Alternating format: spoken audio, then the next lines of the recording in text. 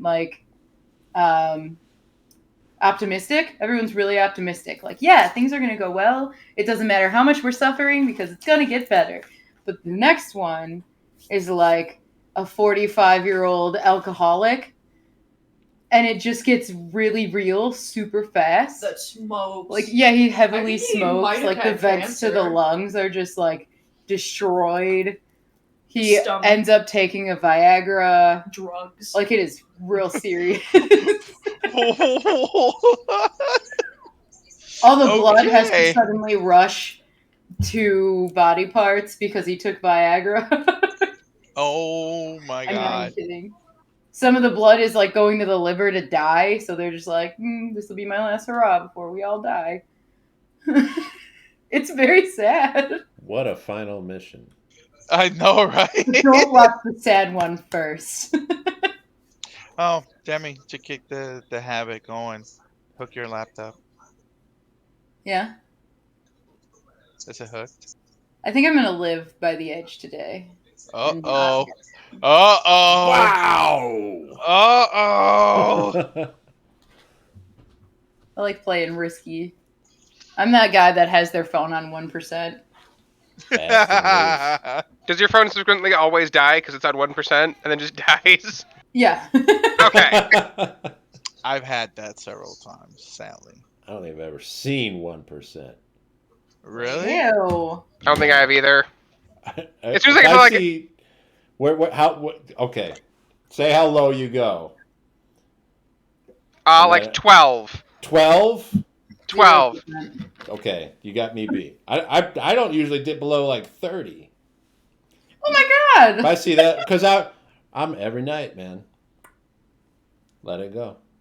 Plug Oh it yeah, in I before do the go to same bed. thing, but Pow. I got games on my phone. Yeah, right. Talk with people. I have Oh, cats what's that make a game out of playing with your phone charger at night and chirping when the light turns on because they pulled the cord out. That's always fun. I look at Twitter, like just people talk to me on Instagram and shit like that. So like, I have a lot of things going on my phone. I'll have days I'll go through the whole day, and then at the end of the day when I go to plug it in again, 98. Yeah, that never happens. That I never use happens. GPS on my way to work and my way home every single day, and that kills my battery. Also, I have to. I listen to podcasts, which also kills my battery because it takes me an hour and a half, sometimes 2 hours, to get home. Yep. So my phone dies very quickly. When You I should go invest to in a work. phone charger or a car charger. Oh, I do. I just like living on the edge. Yeah, fair enough. Fair enough. I can't argue with that. That's fun. When I go to work, I always put the GPS up because I don't know if the roads are gonna be closed or not because Houston, Sometimes. Texas. Trust And me. when I come back from home, because it's freaking traffic all the time, a 15-minute drive turns out into an hour and a half drive because of traffic. I don't know why, because you have freaking 5 lanes in the road and it's still freaking traffic for no reason whatsoever. It's annoying. But I just start watching like movie recaps, so I just like watch 4 movies that they just give you a recap of the movie in 15 to 20 minutes, and I just listen to it, and I've literally seen like 100 movies like that just on my drive back You're home. doing movie cliff notes? The movie. So because I Reader's have Digest of movies? yeah, like old school movies or like Asian movies or Chinese movies, like crazy So stuff you've like that. seen Seven Samurai, but it's just somebody explained it to you for 15 minutes. Yeah, things like that. But I normally do it on movies that I've never seen or movies that I have interested. Yeah, like I know for sure that I'm not gonna watch them. You need to experience House of Flying Daggers with visuals. I would Oh, agree. 100%. I already saw that. I love that. Not that. Yeah. That's different. But yeah, it's pretty cool. If not, I just listen to like the best things of this show called Wildin' Out with the Nick Cannon show that they have that they just diss between themselves, and they just say crazy shit. I'm just like a madman laughing in the middle of the road in traffic stop like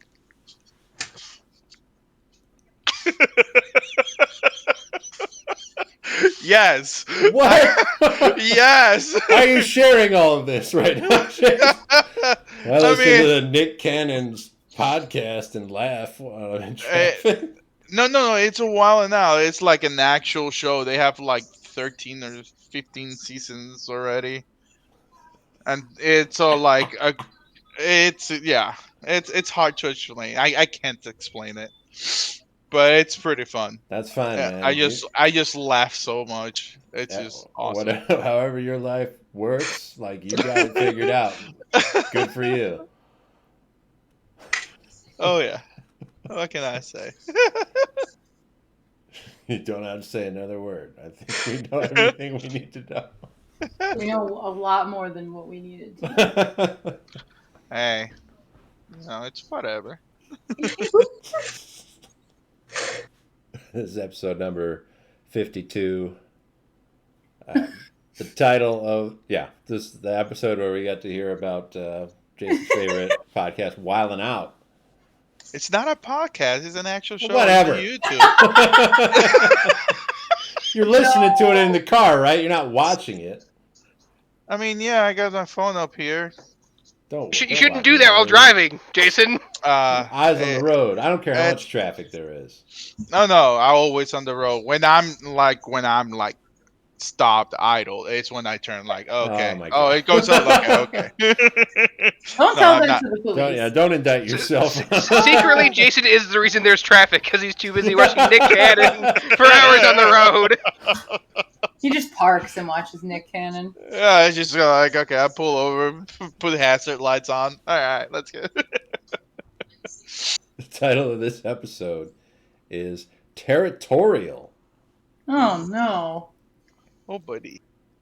So last time we started our trip through the continent of Mochipa, Gideon Lagoon, your guide that is going to take you to the capital of Tempe, got a raft for you to take up the river that should take you most of the way there, and has gathered some preparations and some materials necessary to make the journey safer and easier for everyone. He got 2 pilots for the raft also, 2 frog brothers that you didn't really bother with too much, but that's okay. They have a job to do. And they're just doing it. They're not concerned with you either. You made it for the better part of a day down the river, and then Gideon asked you to stop at an abandoned cabin that he was familiar with. While you were there, and he was off heading further down upriver just to make sure, down upriver, that's a good one, to check in with some of the people up there to make sure you were going to have safe passage for the next coming days.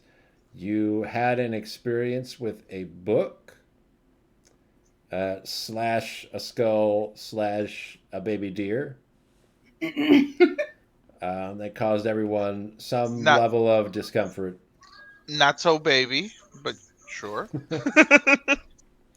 But eventually all of that disappeared. The book is no longer with you. The place where it was hidden doesn't exist. It was all in your head, maybe. But it caused a little bit of tension. So Gideon offered to take the first watch as you slept through the night. And probably Arstan and one of the other of you picked up the rest of it to make sure that everyone had a careful night's sleep. In the morning, Gideon is eager to press on forward. There's no reason for you to stay at this abandoned place. There's not much else to do here, unless one of you has something else you wanted to take care of before getting back on the raft.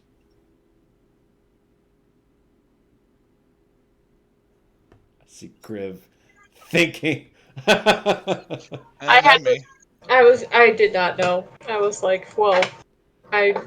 Nope, my brain was not prepared. Yeah, that's Gideon and most of the party making their way back to the raft. Kriv, up inside of the cabin, it's up on these stilts to avoid floodwaters. Just pondering for a moment, looking around, double checking everything, look in your bag, make sure everything that you've got is in there.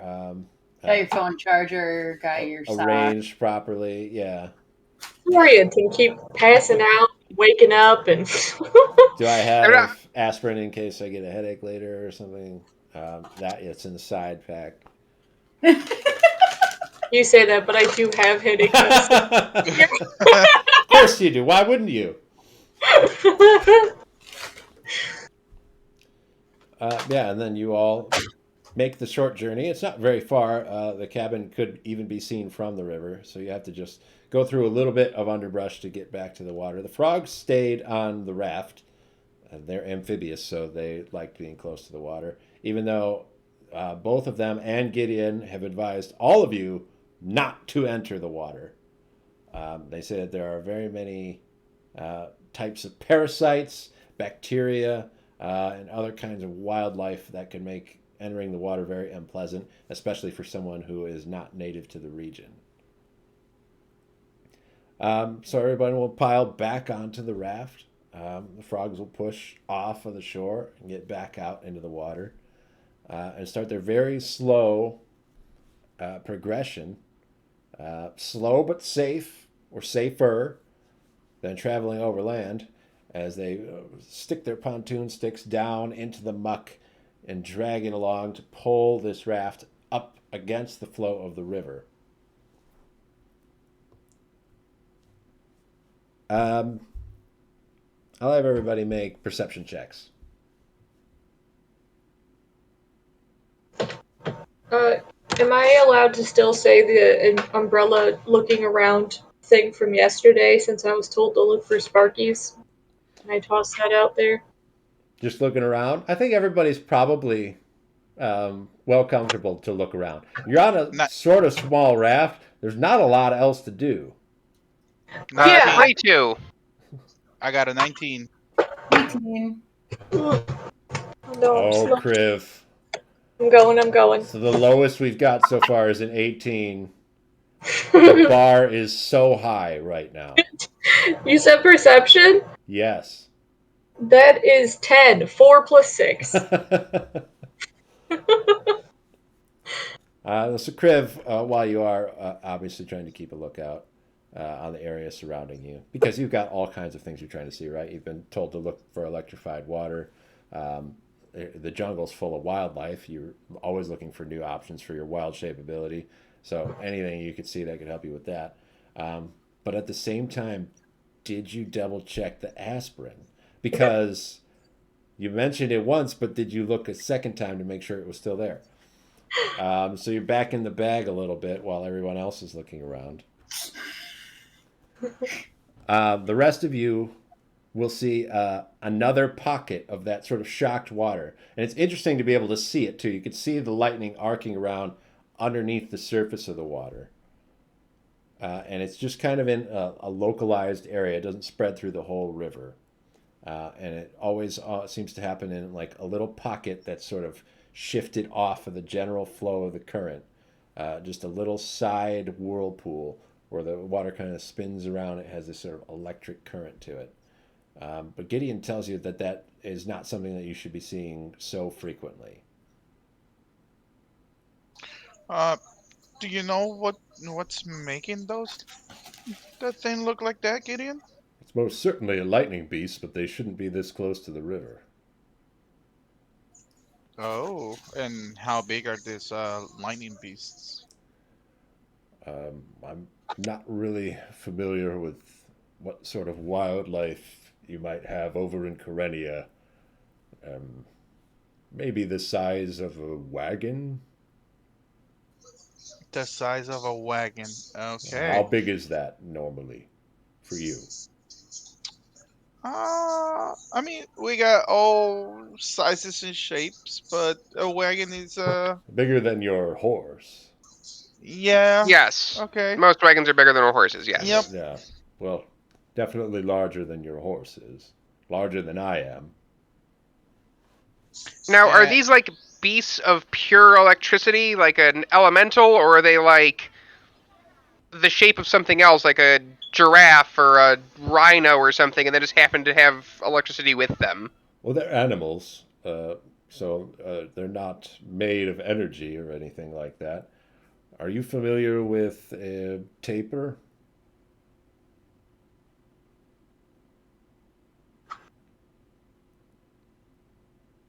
No, I can't say that I am.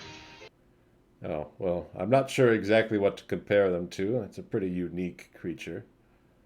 Uh, they're like big tapirs. I, I'm sure that's not helpful to you at all. I mean, I get the gist of it if you're telling me that there is something the size of a wagon that has electrical properties and is a wild animal They're, of some kind. they're That tells the story. mammals. Does that word work for you? They've got Yes. they've got some hair, not as much as I do, um, but you could see a lot of gray skin through some of their thinner hair. They've got a nose like so, if that means anything. I guess my question is, do you know what might cause them to be this far inland Well, or near usually the river? they'd be further out in sort of like marshland area. They do nest in water, so I'm imagining that they're having trouble with their nesting grounds, but I can't say for certain. And is this like whirlpools with electricity? Is this a sign of like their territory, or It's that they're definitely gonna attack, a lightning or beast bed. Um, you wouldn't really see anything else create a whirlpool of electricity, unless you know okay? of something else that might do that. Uh, oh, I know Abyss very well. It's made out of electricity, but that's a They're story for native to another this time. region. I've not seen any Oh that no, are not native. to this region, but that's for another story time for another time. And are these creatures very aggressive if you get close to them? They're very protective. Uh, Generally, if you see one and keep your distance, you should be fine. That's why we need to be careful. But if you see some of the calves and you don't see the mother, you might be in trouble. I think Okay. I Uh, think Split said they were herd animals too, right? They do generally travel in groups.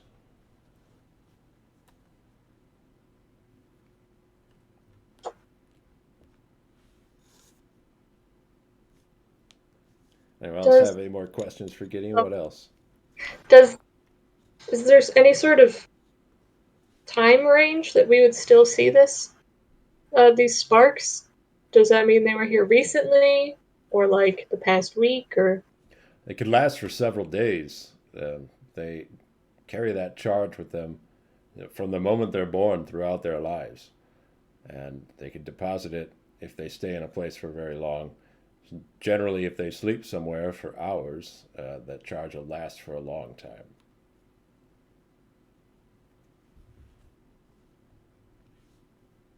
uh, do I see any like other and kind of natural wildlife nearby? Um, Natural wildlife. You'd see a few things. Birds would be probably the most common thing that you would see flitting around. A lot of small birds, but colorful ones. So you'd see like little yellow birds with small black beaks, or brightly colored red birds with little white bits at the ends of their tails. There are some green birds that have yellow and red into their beak as they're flying around. All kinds of things like that. You might even see a larger bird, like almost like a toucan type, off in the distance. So you see those most often. There might be some others that you see but don't recognize because they're so well camouflaged. Uh, but I won't point those out because you aren't aware Don't that see it. you've seen No, them. that makes sense. Are there any signs if they're like coming at us, like the birds, and I'll point to the multicolored animals? If I scatter suddenly, does that mean that we're in imminent danger or something to that effect? Oh, we should hear them a long way before they get to us. They have to trample a lot of underbrush to move around. So you'll hear the cracking of trees, rushing of the leaves and palms on the ground, or because they like to spend a lot of time in water, splashing. I will keep that in mind.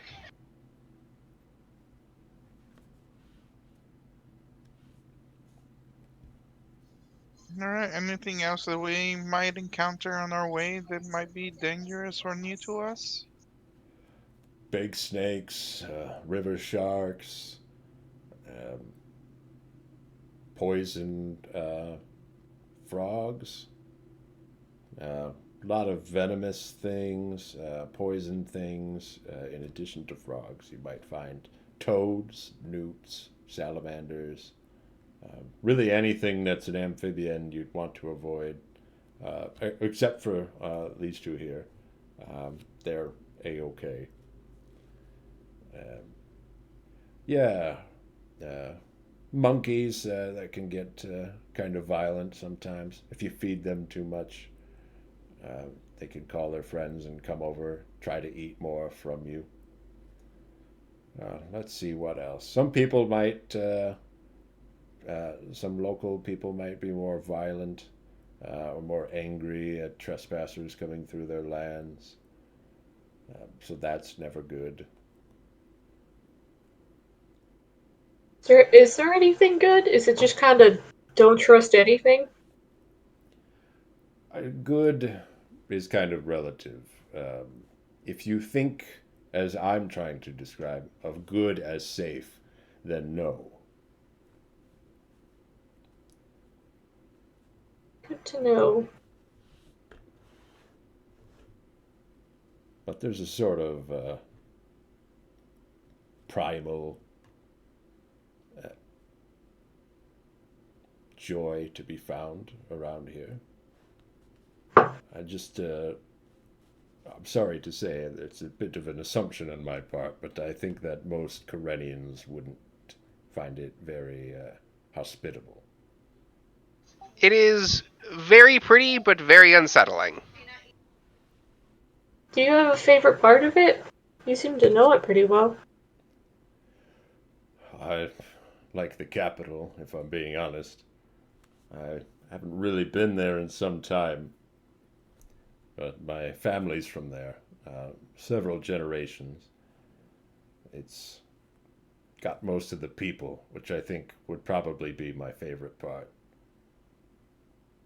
Are you excited to see some of your family again, then? Oh, I suppose, yes. I should hope. Is there something strange going on there that makes you hesitant? It's not strange. I was, some years ago, released from Her Majesty the Emperor's services. I've been in the port town Mazout ever since. You are allowed to be there, right? Yes, but not in any official capacity, and I doubt that I'll be able to accompany you to meet Her Majesty. Did something happen? I'm older than I should be, and I'm older than my father was when I was born, and somewhat older than my grandfather was when I was born. And at a certain age, some officials in Tempe might consider you incapable of performing your duties. I'm sorry to hear that. You have proven yourself nothing but capable to us so far. If there's one thing a lot of us know is that government bureaucracy often comes in the way of trying to do the right thing. I agree. It can be difficult, but I have found purpose in Mazout, and so I don't begrudge anyone for my transfer there.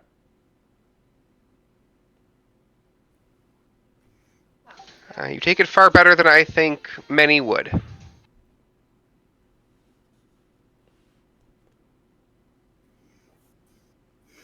But we're returning now, so we'll see what fate has in store for us when we get there.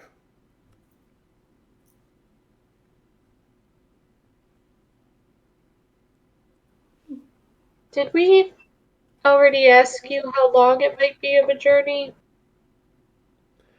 It will take a few days, but not overlong, not quite as long as a journey over the ocean, I'm sure. That was much too long. I've never taken that trip myself. Is it something you'd recommend? The trip itself, not so much. What's on the other side? Right now, no, but hopefully sometime in the future. Well, if I ever do make the trip across the ocean, I would hope to see a familiar face on the other side, if it's not too bold to ask. Not at all, as far as I'm concerned.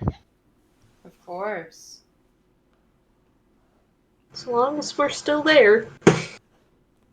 Right. I feel like no matter what, we never sit in one place too long. Not unless we're unconscious, unfortunately. Too much barrier, like. Let me tell you, giant sea turtles, really terrible to deal with. Yes. Yes, I can I don't- imagine, yes. They breathe steam. Very hot, I'm sure. You almost got cooked by it. Yeah. Also, random. I don't know what to call them. Sea pillagers? Ah, sea pillagers. That's the Corenian term? I'm not entirely sure what to call them. I got attacked by a man that looked like coral. Generally bandits that are found on the sea, at least over here in Mochipa. I don't know how you refer to them. On your side, we call them pirates. Yeah, normally pirates come from like another ship that tries to board or take things from your ship. Oh, I These just see. came from like the water. Yeah. Yep. Oh, that's interesting, at least. You seem to have made it through somewhat unscathed. Yeah, somewhat. You're right about that one. We Somewhat. did. Some of the people that we ended up having on our ship did not. The ocean is very harsh. The weather, it's not nice. Well, at least on that front, we've been lucky so far. Criv, you'll hear a noise. It sounds like someone yelling coming from further upriver. Do you guys hear that? What is that? What? No, I can't say I can hear something right now. Are there usually other people out here? I think someone might be in trouble. Would be people nearby, but what is it that you're hearing? There's someone yelling up there. Can you not hear it? As you move further along, everyone will start to hear that yelling as someone calling for help. Sounds like a young boy, probably like 12 or 13. Oh, and a lot of splashing goes along with it. well, I can hear it now. Yeah, I can hear that. Well, where's it coming from? I'm going to cast Walk on Water on myself and anyone else who would have it. You beat me to it. Gideon gladly. Gideon will we- volunteer for that for sure. And then I would probably jump and start running on the water towards the sound of the splashing and the screaming. Is anyone else running on top of the river? All right, I'm in. I mean, nobody has casted the spell on us, and Robbie literally just did it on himself and just started I think running. you can do it on a bunch of people. Everybody. Yeah, I said Oh, you I said on offered it everybody? to everyone. I said Oh. whoever would like it is there welcome to it. Oh, The reason I okay. said welcome is because you can swim underneath the water, so I don't know if you would want it. No, you know, after Gideon said there were some parasites and stuff like that, I kind of not want to dive into it. So yeah, I'll take it, and I start running behind Robbie. All right. So you all rush out. Ravi and Gideon will head out in front of everyone. And you start running on the water. The frogs keep moving the raft where a lot of the supplies and things are, since you can't carry all those as you're running. Are you taking Luna and Shell and Ghost, or are you going to leave them? No, Luna's gonna stay in the raft. Okay. So Ravi asked for volunteers. I'm pretty sure Shell is going to go. That's what I figured. It likes to participate. There's no holding her back. So that'll be the 6 of you running out on the river across the water. You go a lot faster than the raft. As you come around a bend, you hear that yelling gets a little bit louder, and there's loud splashing. You will see there is a young Omni boy. I'd say he's kind of like a stoat type guy, like a little weasel type thing. And he's clambering up. He's on a sloped part of the bank. There's black mud that's like steep, and he's having trouble climbing up on the side of it. And he's being accosted by. It's about the size of a rhinoceros. Oh, Which boy. your characters might not be familiar with, but at least everybody knows how big a rhino can be. And it is an a pachyderm like that. So it's got that gray skin and sort of like loose, like sparse, coarse hair all over it. And do real world people know what tapirs are? I don't know what a taper is. It's kind of like a pig. Okay. With like a little elephant trunk. Oh, okay. That's okay. the simplest way to describe it. All right. I know what you're talking about Googling it. I know what you're talking about now. Okay. It looks kind of like that, but it's built out a little bit bigger. So a taper's kind of small and cute, almost like a pig would be, like a small pig is. Alrighty. This is built out more like an elephant or a rhinoceros, with sort of a long head, with this like short snout coming off of the front of it, and it's sparking with electricity all over it. And it sort of stomps up towards this little guy who's like clambering up on this bank. He's screaming for help.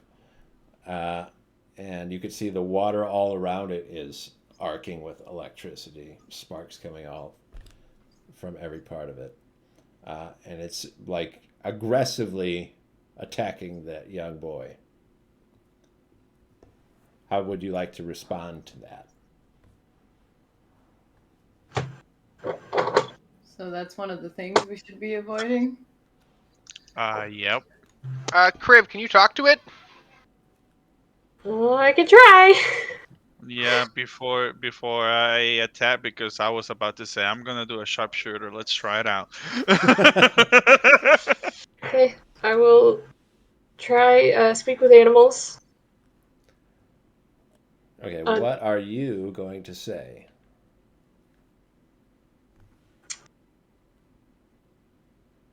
Probably just be like, hey, quit it, leave him alone. What are you doing? Stop. Or, nope, I don't know how to threaten this thing, actually. We're just gonna... You'll hear back a woman's voice, Mr. Female. And she'll say, "You leave my babies! You leave them alone!" She's just stomping up. You can see as she's pressing down in the mud with her feet, they sink in like a foot or two.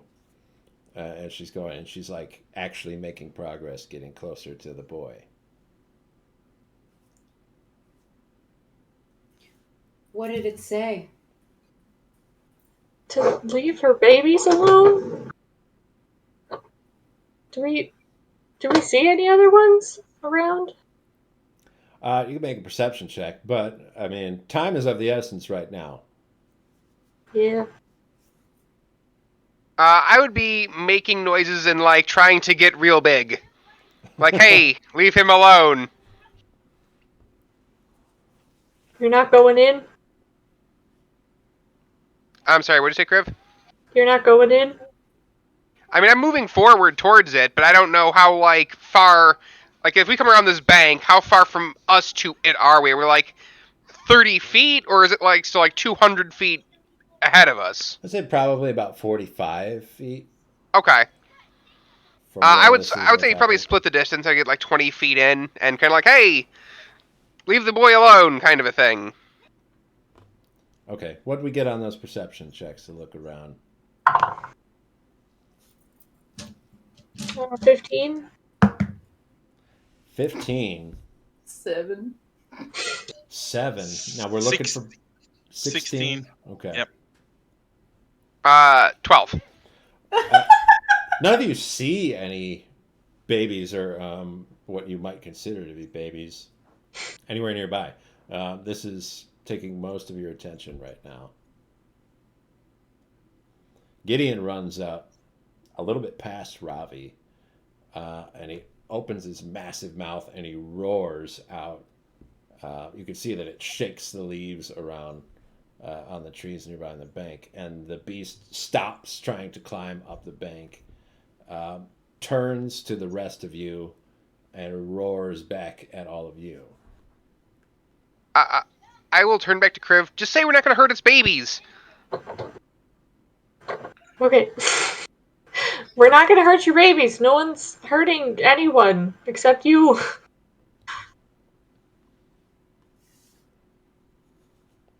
This doesn't need to be a fight. She'll yell, "Get out of here! This is mine!"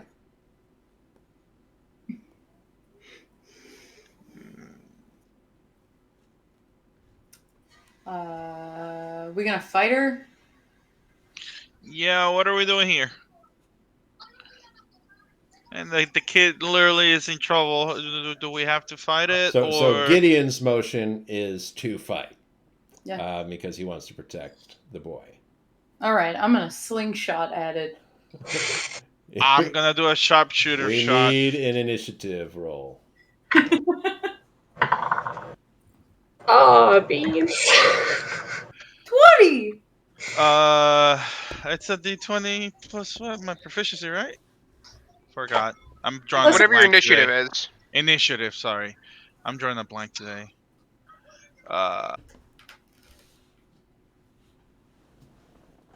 Okay, I got a 21. I got 5. 13. 13, 5. Was that 20 a natural 20? No. An unnatural 20. We've got a 21. Mm-hmm.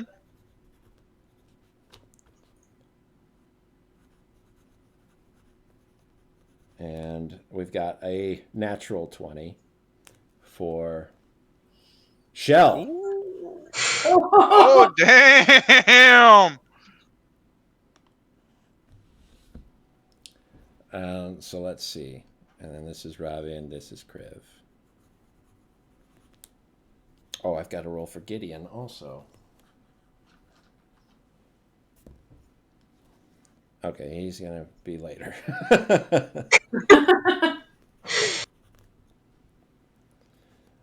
Shell is the first to act. She is going to storm forward. Shell is also angry and territorial. You could see as soon as the beast sees Shell, that aggressiveness goes through the roof. And suddenly that sort of like protective nature becomes like wrathful. Oh boy. While this creature's in the water, it has this kind of electrical field around it. So Shell's going to take a little bit of damage by getting close to it. Just 1 point. And then make a couple of attacks with her beak. Oh, Shell. She's doing it this time. Ooh.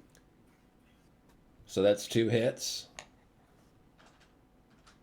That's better than she usually does. So that's good for her. 12 and 6 makes 18 points of damage that she does right out of the gate. Ooh. But she's in this electrical field and she's like getting shocked by all of these arcing points of electricity. So while she's in there, she's going to be taking damage at the start of every one of her turns. Arvistan is next. All right. Before I attack, I got a question. The poisonous arrows that I had, is that gone? You have them. I still have them. Yeah. Okay. Cool. I remember that I used 1, so I got 5 left from the 6 that you told me. Yeah. All right. I'm gonna do a sharpshooter shot with a poison arrow. Okay. Go ahead and give it a shot. That'll be a 16 to hit. 16 is not a hit. Oh! All right, second shot. That's one Same. poison arrow gone. Yeah, 1 poison arrow gone. That's okay. That's a 17 plus 4. That'll be 21 to hit. 21 will hit. Yes, that's a sharpshooter though. Yeah. Okay, cool. 21 So still hits. Awesome. So that'll be my D8. You see, despite people's ethical concerns on the preservation of natural wildlife, Arvistan fires a poisoned arrow at the animal that you see in the river in front of you. Do I do the +4 on my damage of a longbow? Oh, the 1d8 +4? Or the +4 is not there and it just adds the +10 to the damage? The 4 and the 10. Okay, cool. So that'll be a 7. Oh, this is almost maximum. Sweet. So that's a 7 plus 4. That's 11. That's 21 points of damage. Okay. Plus, what do I have to roll for the poison damage? Or I that's just. believe it was 2d6. I did tell you before. You should be Uh, keeping track of that, buddy. Well, I'm trying. Those are your poison arrows now. 2d6. Okay, I do not have it. I gotta write that down.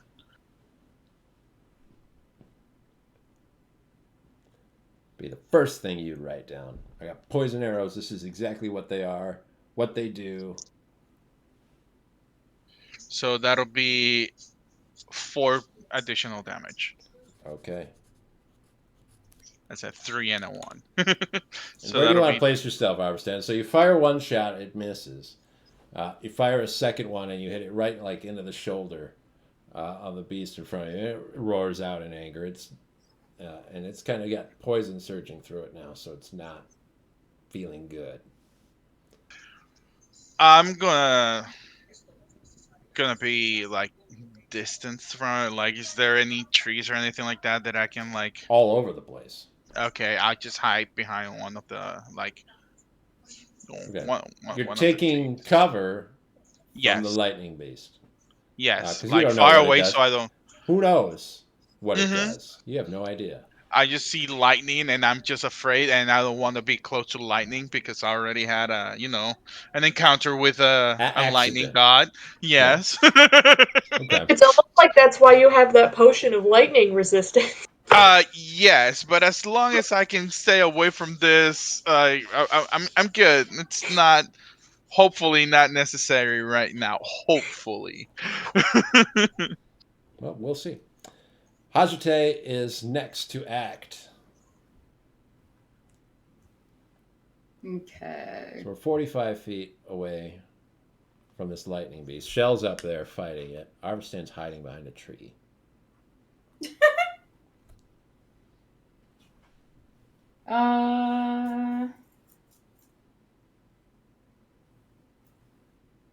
Let's do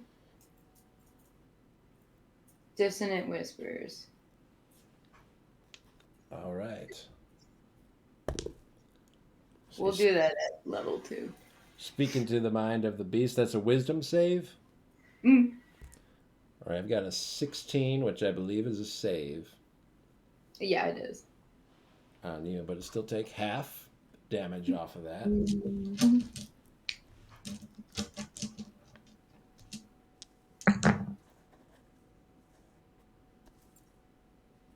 11. All right, now we'll cut that down to 5.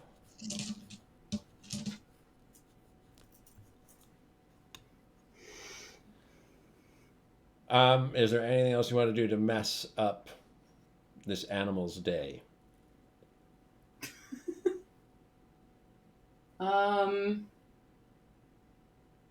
Nope. I'm good. Okay. The beast itself will go next. It has, for some reason, a particular hatred towards Shell.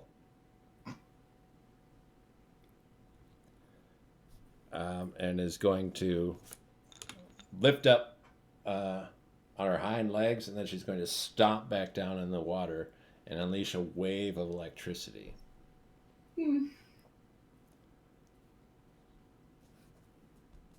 Okay, Shell's going to have to make a dexterity saving throw.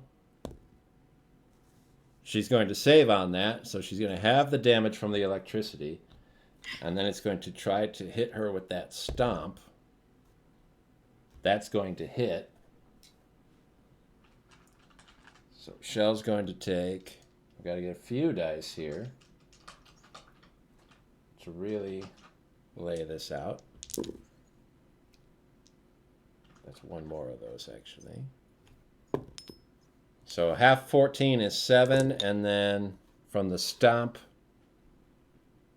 another 18 makes 25 total. Whew.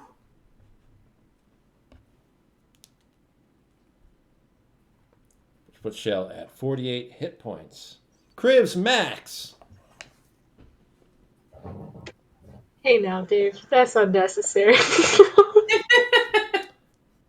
She's got more than everyone, so don't feel bad about it.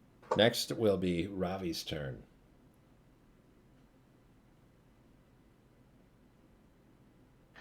I am going to summon my greatsword at just level 2. I'm not going to do the level 4 at this time. And I'm going to try and whack it. All right.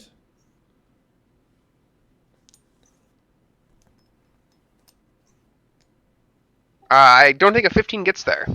15 won't do it. All right. Big spiritual greatsword sort of grazes off of the thick hide of the lightning beast. It's in my turn. All right. Gideon will go next. He's going to brave the electricity as well. So he's going to take a little bit of lightning damage. 3 points. And then he's going to head in. I need Gideon's stat block here. He makes 3 attacks with his sword.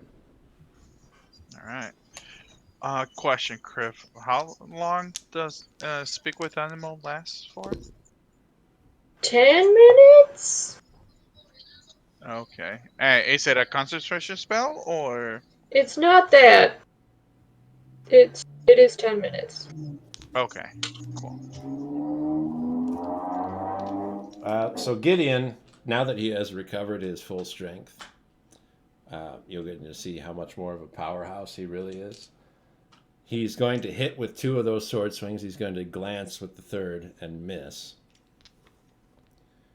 But all told, he's going to do a total. Let's see, that's 12, 20, 29, 39 points of damage between those 2 swings. Damn, son. You can see from that poison arrow and the spell in the creature's mind, the attacks from Shell and from Gideon, that this thing is already very badly injured. And then it will be Crib's turn. You're saying it's already beat up? It's hurt a lot. There's blood coming from its mouth. There's definitely like a little rivulet coming out from the arrow wound. It's been slashed by Shell and Gideon, and you can see those cuts are lingering and bleeding.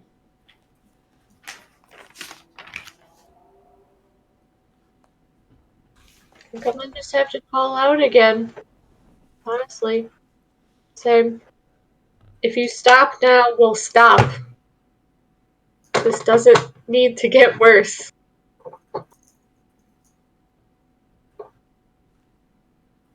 You'll hear its voice say back, "They'll pay for what they've done!"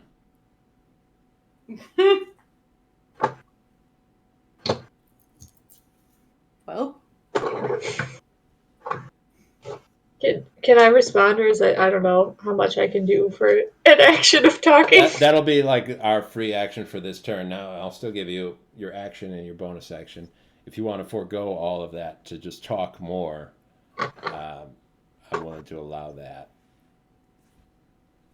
That's kind of where I'm going, I think. Okay. I'll give you 2 more statements. If you stop, we can help you. We haven't hurt your babies. We can help you.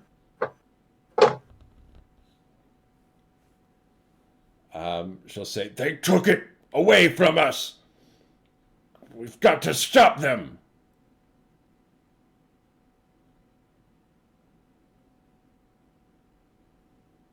If you stop and tell us who, we will help you.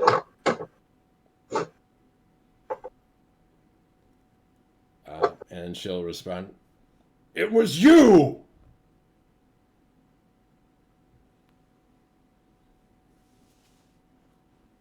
We haven't taken anything. Could make an insight check. Uh-oh.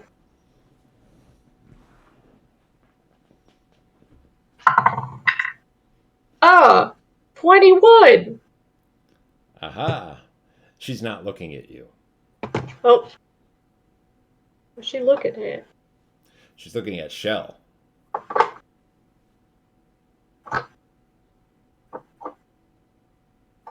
Hmm.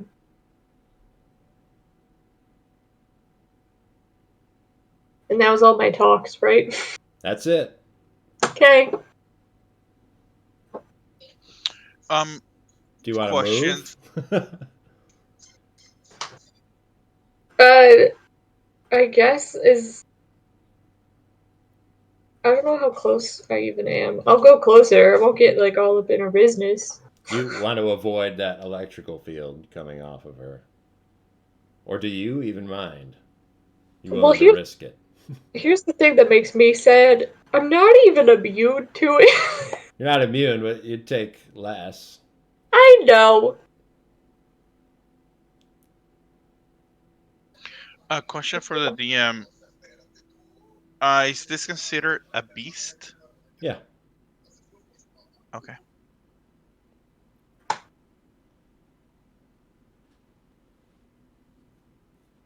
Yeah, I'll walk.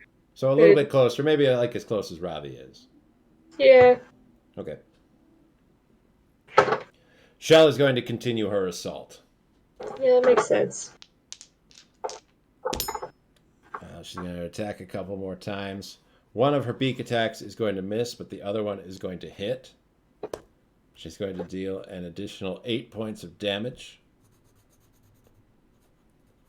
The lightning beast is still alive, and it's Arvistan's turn. You are hiding behind a tree. How far am I from the beast? You were 45 feet, and I would say to get behind the tree, you probably added another 10 feet. So I'll put you at 55 feet away. If I get to 30 feet to the beast, will I get hit by the electrical? No. Ravi's closer even than that, and he hasn't been hit by it. Okay, I'm gonna move to a maximum of 30 feet, and I'm gonna cast Animal Friendship. Animal friendship. Yes. Let's see here. Now we are. It has to do with working on Pokemon rules, which is you can hurt it a lot, and then catch it. Yeah, kinda. I never thought about it like that.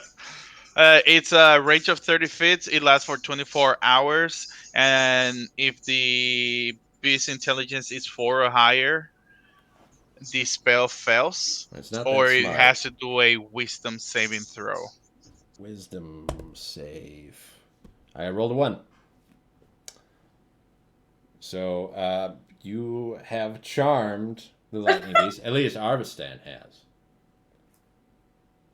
Now, that makes you safe, Arvistan. Excuse me? That makes you safe from attacks. Okay.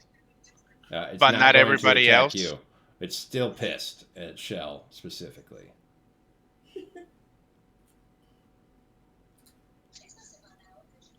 If I speak to it with Animal Friendship, will it understand me? Even though I don't have to speak with animals, obviously. Like it would it?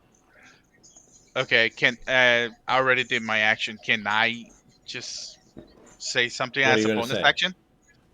I technically want to say like stop the rage and attacks, and we can figure this out and help you get what you need and what was taken away from you. Technically. Okay, so that's a lot. Oh, look at her face. And She's that's so- why I was asking if it would, if You it could say like all of that for sure. And that kind of works. There's an intelligence of 3 that Okay. you could see looking back at you. All right. So you're not sure how much of that is understood necessarily. Kriv has also been talking to the beast, saying kind of similar stuff. But now we've got at least 2 people in a non-hostile state. We'll see how that pans out for you. All right, that'll be everything for me. I'm not gonna move or anything like that. Hazrate's turn is next. So Arvistan has spoken out loud in a language that you understand, not making weird guttural beast noises. Please calm down. We'll help you with whatever your problem is. Because you got to remember also, Arvistan, that all that stuff that it said to Kriv, you have no idea. Yeah, exactly. So, Hazrate, what do you want to do? Shell's fighting it. Gideon's up there fighting it. Ravi's got a spiritual sword. You're fighting it. There's an arrow in it. I didn't want it to die. Sorry, before. Do I still have to roll for the poison damage, or that's just a one thing? That's only? one time. Okay, got it.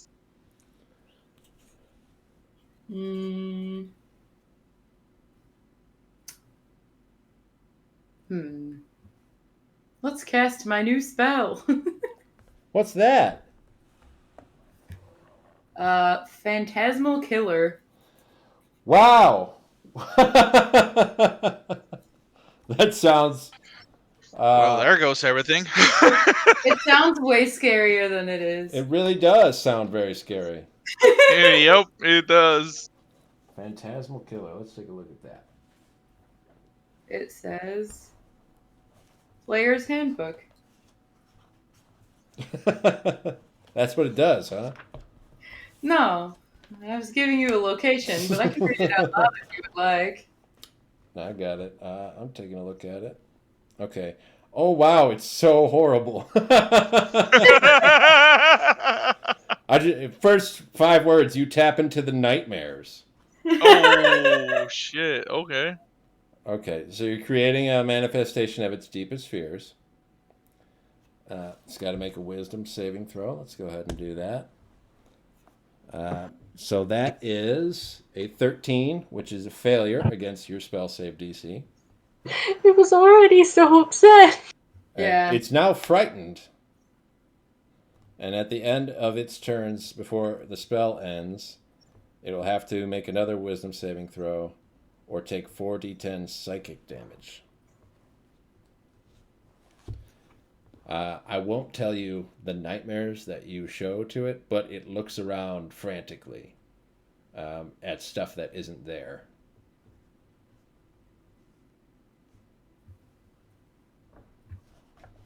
What else do you want to do, Hazrate? Nothing, I'm good. I'm just gonna hang out. Okay, that's fine. Does it take damage? The end of its turn. Okay. But I can announce that if you guys don't figure it out, it might get hurt on its own turn. Great announcement. It is the lightning beast's turn. It is frightened at this point. It is going to run. Gideon is not going to opportunity attack on the lightning beast. He wants it to leave, and it's doing that. Shell don't care. She's going to beak this thing. She rolled a 19, but Shell has a special ability called Improved Critical, which means that Shell gets a crit on a 19 and a 20. Shell! She never hits. She never hits. She hits now. She really hates this thing. And hard.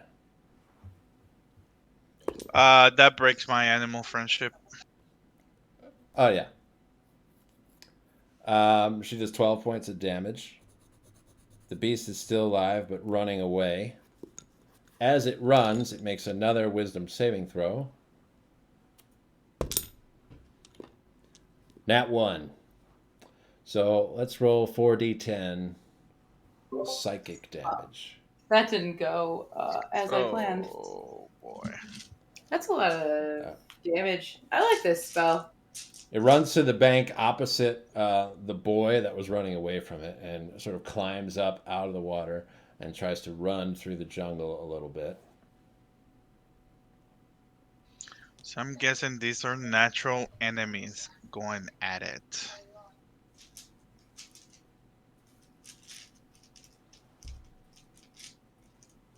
Sure wish I could find my other D10s. That worked. That worked. That was so many D10s, though. 4 is a lot. Oh, it's only 20 points. She's dead. Oh. She falls over and dies in the jungle, not far away from the river. Oh. You don't see her. You can kind of see like the top of like her side as she falls over, peeking out over the underbrush. She's not moving. She just falls over and she dies over there. Oh, Shell. Shell does a little flutter. Chest puffed out, struts back towards the raft. Make sure everybody sees her. Because she's taking credit for that, even though that was you, Hazrate, that really delivered the final blow. She feels really confident that she struck it pretty hard as it was running away.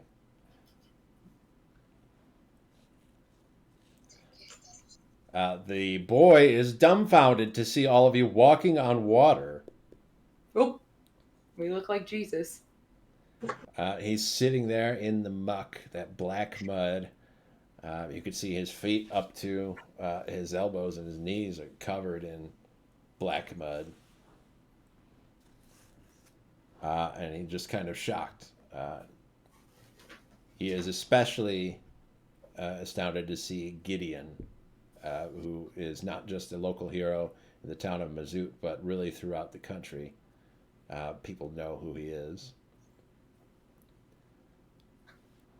Gideon will walk over to him and will say, "Are you hurt, son?" And he just kind of looks up because he's way smaller than Gideon is. He shakes his head back and forth, "No." And then Gideon says, "Come with me." And sort of like a big cat picking up a kitten, he puts his big mouth around the boy, and he kind of like picks him up by his scruff. And he starts walking. He slowly walks back towards the raft across the river. What do the rest of you do, standing there on the water? I think my Speak with Animals is still up. I guess, yeah. I want to yell at Shell. I'm angry. This is our angry trip. Shell, why did you do that? What is your deal? Big monster. I fight monsters. No, you don't. You fight Arvistan and me and Hazrate. I fight what I want. That's exactly what she's thinking. I'm gonna just shake my head. Look, Hazrate. Control your bird. This was unnecessary. And then I'm gonna go leave and see if I can help Gideon with the tiny other child we were He's adopting. obviously having no problems carrying it. I know. I would probably instinctively go towards the beast to make sure it was dead and not like unconscious, and I couldn't just stabilize it. Is anyone going with Ravi to check the lightning beast? Yeah, I'll go. I will. Okay. 3 of us. You notice as you get closer that it's still like a live current on this thing. So touching it might not be a good idea. It's just got kind of a residual charge. But looking at it from the outside, it has all of the looks of a dead animal. You can see the eyes are kind of rolled back a little bit. You can see the whites of the eyes peeking out at the edges of the eyelids. Her tongue is fallen out of her mouth. The mouth is just hanging open. That blood is coursing out from all of those slash wounds. You can see it's already blackening the flesh around where Arvistan's arrow hit. You can like see the veins rise up with a darker color as there's like poison coursing through. It's as dead as you think it could be. If you want to be extra sure, you can make a quick medicine check.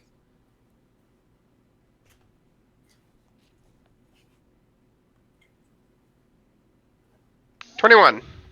All right, Ravi, as an expert in medicine, gets a big stick and he pokes it. That's about right. And it's so big that like poking it doesn't really make the beast move at all, but you get that little indentation. It's fun. There's no response. Then you poke like at its tongue that's sticking out of its mouth and doesn't do anything. And then, like any good kid would, to be 100% sure that something's dead, the eyeball is the for sure. And that's how you know. I'm sorry, girl. That looked really scientific. I mean, if I didn't think that touching it would electrocute myself, I would just touch it, but can't do that. I want to listen for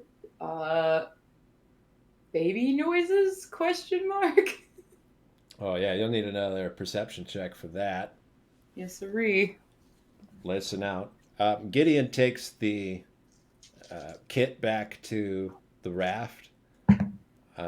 He sort of places him down, um, and he does like he lays down next to the boy and like kind of curls around him as he's laying there. So he's like kind of cushioned in.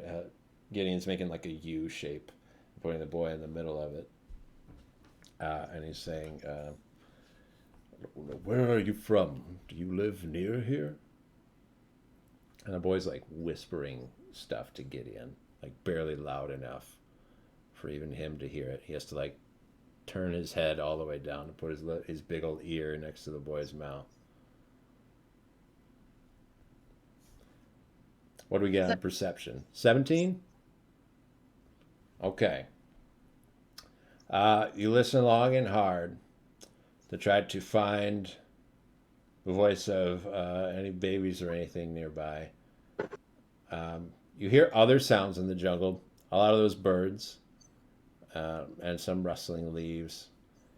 But you don't really hear anything that you clearly define as a baby sound.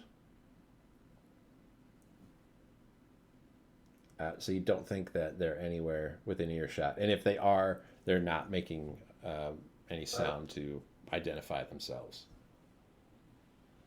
Well, I don't hear anything.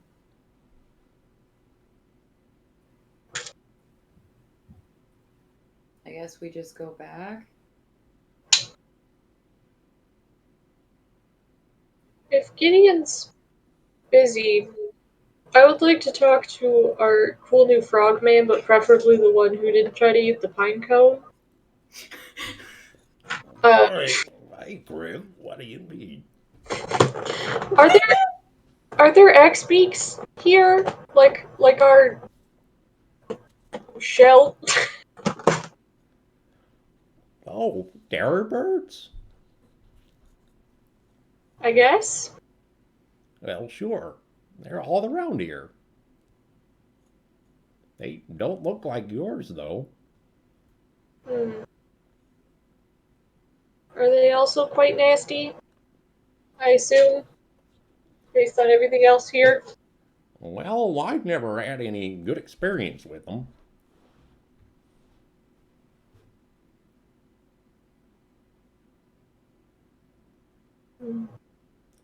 Ours are prettier than yours.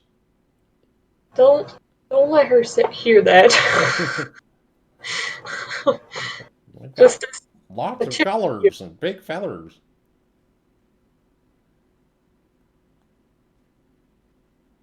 I assume at least as aggressive then. She was saying they took her babies. Oh, I couldn't tell you anything about that. Just sounds like it must be another problem if they got her babies away from her. I know the lightning beast is pretty committed to their territory. Around here, there's a nesting ground and marshlands. Just east of the river.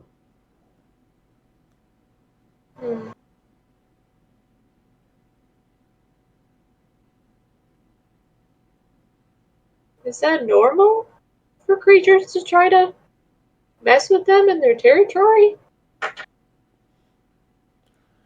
I'm not a zoologist. I'm a rafter. That's fair.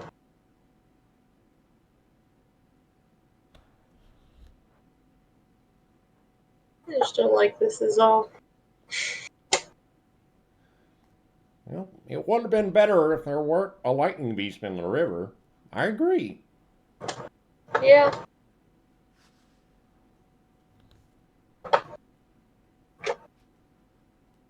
All right.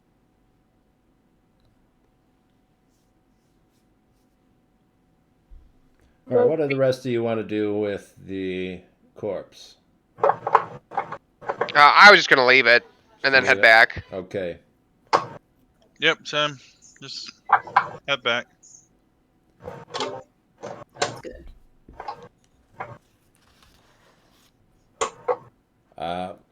Gideon will tell you. This little boy's name is Hi Hi. Hi!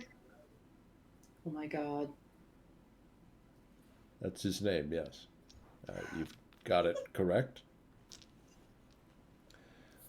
His village is near here. He says that they've been having trouble with lightning beasts recently.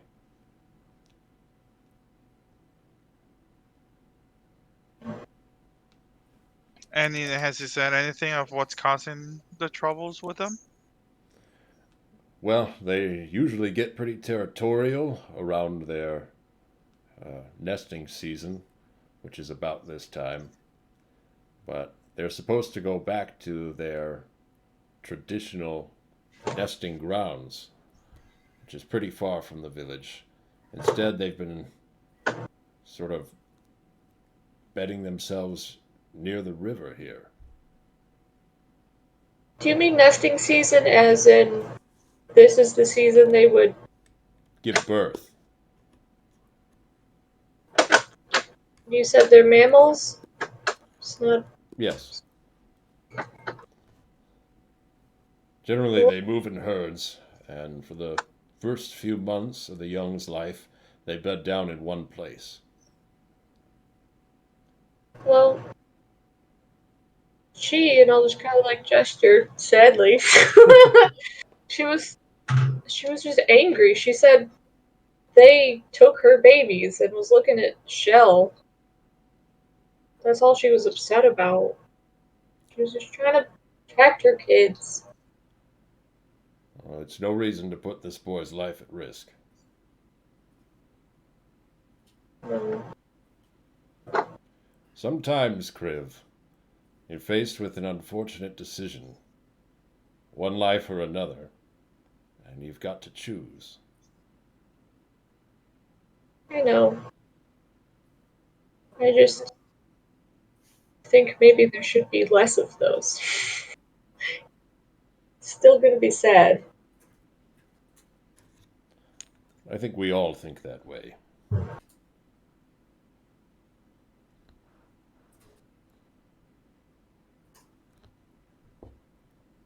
I think we should help this village with their lightning beast problem.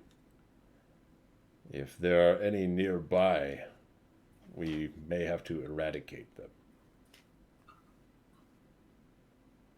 I really would rather find the issue that the lightning beasts are facing. Is there not any other better option than eradicating them? They're outside of their nesting ground. That means they're dangerous. There would have to be a reason why they would be, no? Maybe we should check out their nesting ground. If you think it would help. I do. I think at the very least, to get us more answers. Very Yeah. well. I was hoping you'd say something to that effect. I don't disagree. But if worse comes to worse, and it's necessary to help free these people, we may have to curtail their numbers. I hope you'd help me in that effort. Survival of the fittest. The fittest are the civilized that can call for aid from their friends. I don't prescribe myself to evolutionary morality anyway. If people need help, I want to help them. All right. If we have any sort of plan or anything, I can help. I personally am less vulnerable to lightning damage, and I can help one other person with that. I can actually help myself with that for today. I only have a potion. That's all I got. Yeah, but you also stay like 65 feet away at all times. True. but then it comes when they charge at me, and then that's when I go bye-bye. Did you want to give it to Gideon? I mean, more times than not, I'm standing between you and whatever is charging at you, so if I have it, you should probably be okay. Okay. Plus, you do have a potion of lightning full Yep. ability. We all know what it's for, and it ain't for lightning beasts. Yeah, exactly. He's fine with other lightning things attacking him, just not that one. No, I'm a little bit freaked out. That's why I stay away, but it's not specifically for these monsters. Hazrate, are you more comfortable at a range, or does that limit you? Wouldn't it make more sense to give it to Gideon? Well, that's what I am thinking, but That's fine.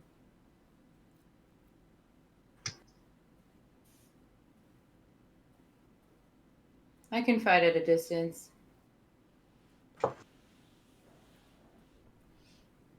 do we need a plan? Are we just gonna head over there? Shell wants lightning resistance. Yeah, well, Shell wants a lot of Did things. she ask for it though? No. Here's the thing: is I was gonna give it to her in the earlier fight, and then she was a butthead. she just expects it from I a can't- team. I can't protect her from herself. Well, we've protected her from herself a couple times. That's your job now. Have fun with it. Gideon will ask Hi for directions to these nesting grounds that he's talking about. He doesn't want to take the boy with him. He wants to leave him here on the raft. So he gets what he determines to be clear enough. I'm actually going to have him make a little survival check here. Okay. Gideon's not going to do well at finding this place. Could somebody else listen to the boy? Yeah, absolutely. Maybe get an idea of where they need to go? Maybe the person with good survival? Nobody's got that. 21. No I do. ranger would know how to track shit. No way. Can't even find a nest of bunnies. Robbie did at 21, so there's no sense of me rolling. So City boy Robbie Storm steps up. Yep. He's recently left Karenia for the first time in his life, and he is going to be the one to lead you through a foreign jungle. He's good at it, clearly. I have been in a magical jungle. This can't be that much different. This way! I agree. Robbie, that was a forest. If There's we, a difference? Oh my I love it. This is awesome. I'm taking Luna this time with me. god! We're gonna die. if we don't want to just walk in there, I could become or see through like a flying thing. Sounds maybe a little more safe. I mean, I'm totally confident in where I'm going, but that's a good plan. You always are, Robbie. Totally confident. I think you should let him go right in. It's after all, a forest and a jungle are the same thing. You have to fly under the canopy, too. Because going up above it, you won't be able to see much. Yeah. Is there anything that is like flying that low, or should I just? There are birds that are flying around in between the trees under the canopy. The thing is, that view is marginally better than being on foot. Yeah. It's just that I can fly now. And there's a lot of cool birds to turn into now. Toucan. Plus, birds see better than ground things. Yeah, You have all the power to turn into a bird right now. Yeah, I do want to do that. No one can stop you. Talk. I want to be a flying bird. Okay. What sort of bird? Parrots can talk. You said there was like a green one with red and yellow or something. I want that one. I want to be a green bird. Okay.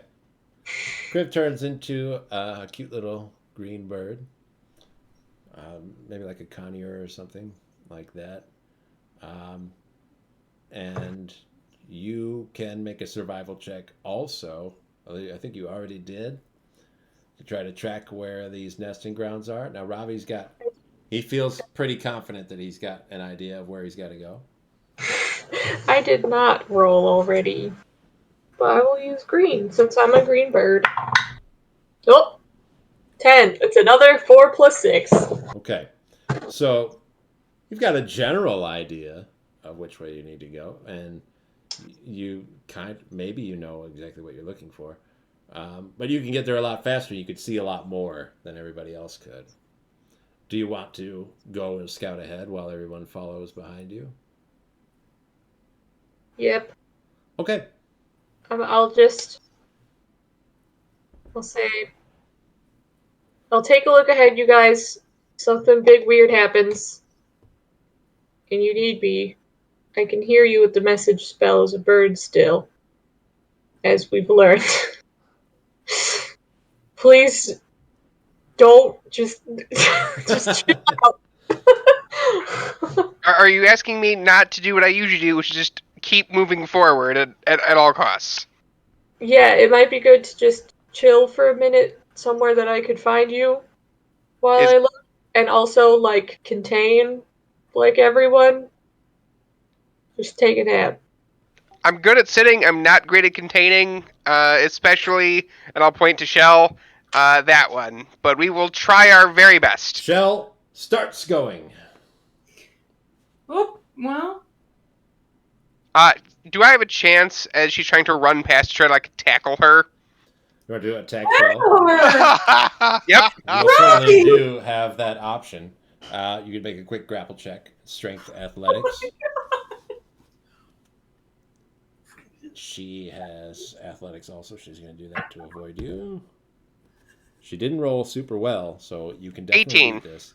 Yeah, you tackle her down. Nice. You won't be able to hold her down. She's bigger than you. Of course. So she'll flail and kick and get back up on her feet. She shakes a bunch of feathers out. You can hang on to her as she gets back up if you want. I'm going, guys! I'm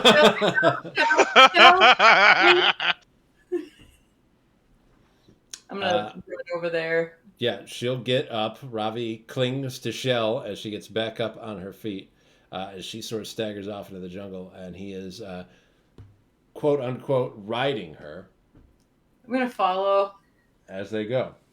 Yep, everybody just following Robbie getting dragged by Shell. I'm going to try to wrap my like arms around her neck and then like try to barrel roll with her. You want to knock her down, or do you want to get? I want to, kind of like knock us both down essentially. So like if I'm on her back, right, and I get my arms around her neck, I want her to throw my weight to then throw her off balance, so then we both crash. Try to keep slowing her down from wherever she's going. All right, athletics again. We're trying to manhandle Shell. He's really determined. Not as good, 13. All right, she's got an 18 on this one. So she's going to keep her feet. Do I have to make like a dex save to even stay on? I would say so, yes. She's not altogether concerned with tossing you off. You know, that could have been a lot worse. 15. 15? I'll let you stay on there if you'd like. Yeah. Like, I was told to try to corral Shell, so that's what I'm gonna do. Your weight and your added annoyance, at the very least, is making her slower than she would be if... but we don't know exactly what kind of pace that she was going to try to do. But she is limited by Ravi constantly trying to pull her down to the ground. I'm going to scream back, I'm trying, Kriv! Kriv, frustrated, turns into a bird. And, like, mildly stand in front of her to try and, like, chill. Stop walking. Stop Shell? Yeah. She will. She kind of like stops short coming up to you. So she keeps moving her feet a little bit, but she like bumps up into you. She doesn't bowl you all the way over. I want to pet her. Ooh, it's animal handling. All right. Now she's already annoyed by a lot of things. Yeah, I'm ready for injured. I'm ready for some consequences here today. Ravi's climbing on her, which is not a thing that ever happens. No. Well, that's a nat one. Okay. Let's just see here. Okay, here's the good news. You're not going to get bit. So there's at least that. She is going to brush right past you and keep walking. Now, she's not sprinting. She's not taking off. She's not going to separate herself from everybody and get going. But she's leading the charge. Does she know where she's going? She does not seem to care if she doesn't. Based off of my survival check, is she heading the same direction I was thinking of going? More or less, it seems that way, yeah.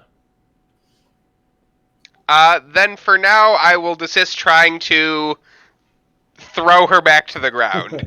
Are you going to stay on her, or are you going to release yourself from her? I'm going to stay on her until she tries to throw me off, in which case I will again try to tackle her. Okay, are you going to get in the saddle, or are you going to just keep hanging on around her neck? Do I think I can get into the saddle from my current position without putting too much fuss on it? It's a dexterity check, but like acrobatics. God, no. I am too scared. I have never been on a walking bird before, and I am not moving unless I absolutely have to. Okay. So Ravi just clings to the sort of the side of Shell as she's walking, holding on like falling might kill him. Wow. Arstan and Luna are shaking their heads at the back of the line, looking at all this happening in front of them. Yep. Gideon's going to ask you, Arstan, is this normal for your overland travel? Surprisingly, yes. This is pretty normal. That bird right there, hi. She's a lot of trouble. So, yeah, How do you this is. bring her with you everywhere? She's pretty helpful, and she's Hazrate's pet. But Because she has. your companion is very well trained. Oh, I thank you. I appreciate that. But as you notice, Shell has quite a character into her. So yeah, it's pretty tough. She's somewhat unlike Mochip and axebeaks.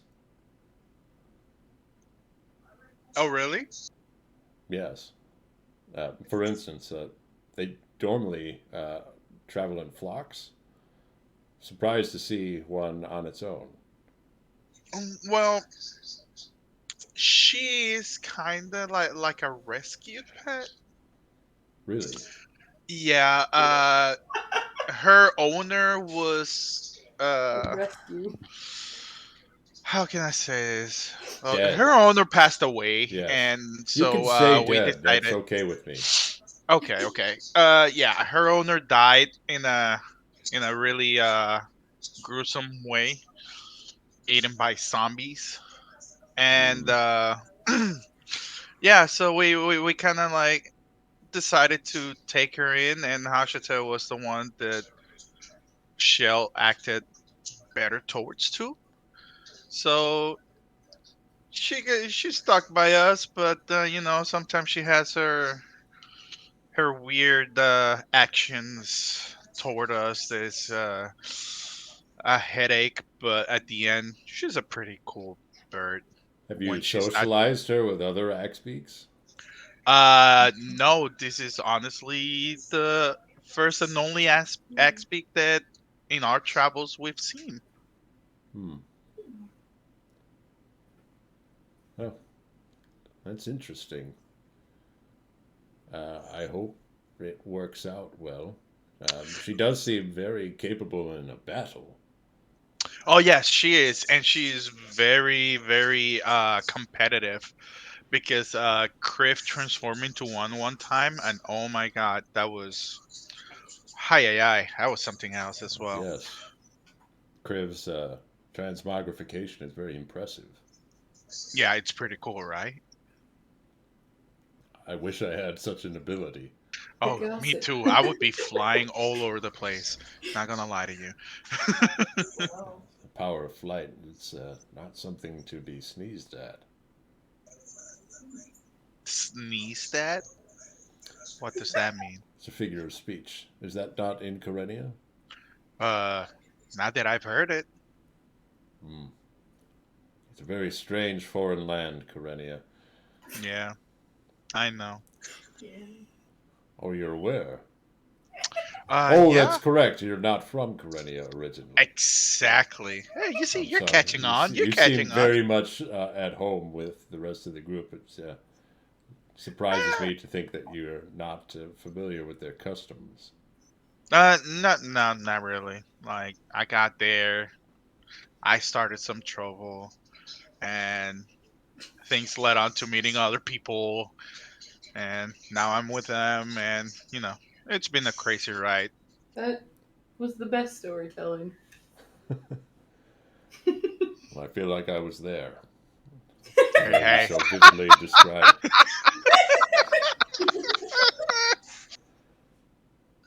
I'm glad you enjoyed this story. Ravi, take note. You see that tree nearby? I think so. Gideon will shift you all over towards a tree that's blackened on one side. He'll say, this is a sign of passage of a lightning beast. Now, if we see these more frequently, we might be able to determine exactly where that nesting ground is, but it's a good sign to see one in the first place.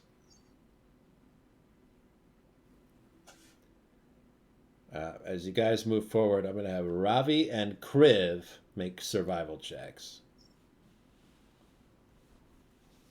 Since these are the leaders. 15? 15. Now, Kriv, you're a little bit ahead of everyone, right? Flying forward. Yeah. I got a 12. Okay. Kriv, you will see a couple more of those singed trees. And what you think might be, for beings that are about as big as you'd assume that they all must be, you've already seen one, so they must all be kind of big like this. You're going to need a certain amount of room to pass through. You think you might have the beginnings of like a trail that one of them might be taking. You see some of those singed trees and enough space for one of those lightning beasts to move through. Ravi, you don't see the extra singed trees as you're going along, but you do get the sense while you're hanging on to Shell that something else is in the jungle moving with you.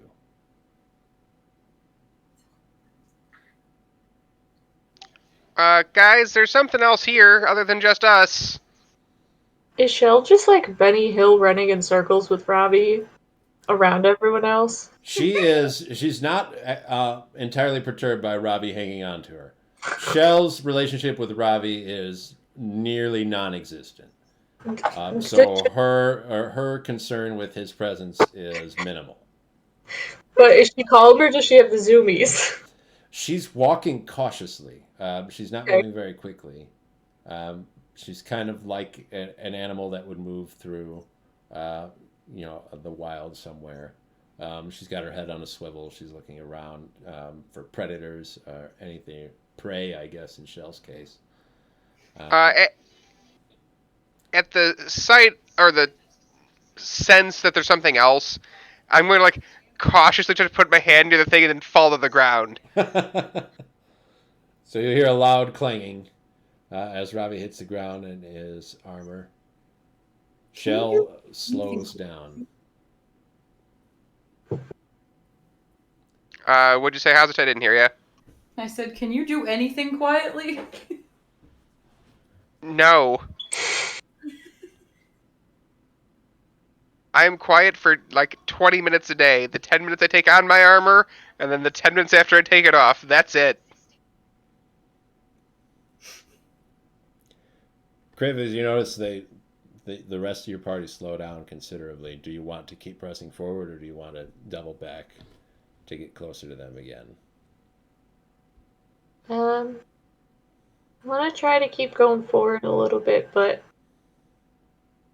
like I know you said it has to be like under the canopy, but like theoretically, what doesn't look like they could reach like physically height wise, if that makes sense. Like how high could you fly? Like be in the branches a little bit. You can get in among them, but the higher up you get in the branches, the more lower hanging branches sort of block your vision of the floor. Well, I just want to go to like I can't picture it in my head. If the lower hanging ones are still like they couldn't just look at me and slap me like they're the same height. And then I would just go to the lower ones and maybe like not just fly through necessarily, but like take a moment every now and then standing to look around instead of just zooming. Okay, yeah. So So slower pace than just like a straight flight going through. I mean, even at that rate, the others are dragging behind. So you've been close enough that you've been able to see them if you turn your head around every so often, that they're like behind you, not necessarily keeping pace with you, but you always keep yourself within sight of them. And they're lagging a little bit further now. So do you want to just stop like more often maybe? Or are you just going to keep your pace moving forward? Because you've got sort of a trail to follow now. yeah, I was just gonna follow the trail Okay. on the bird. I'll have the rest of you make perception checks. 16. Let's see, Shell and Gideon. Uh-oh. 9.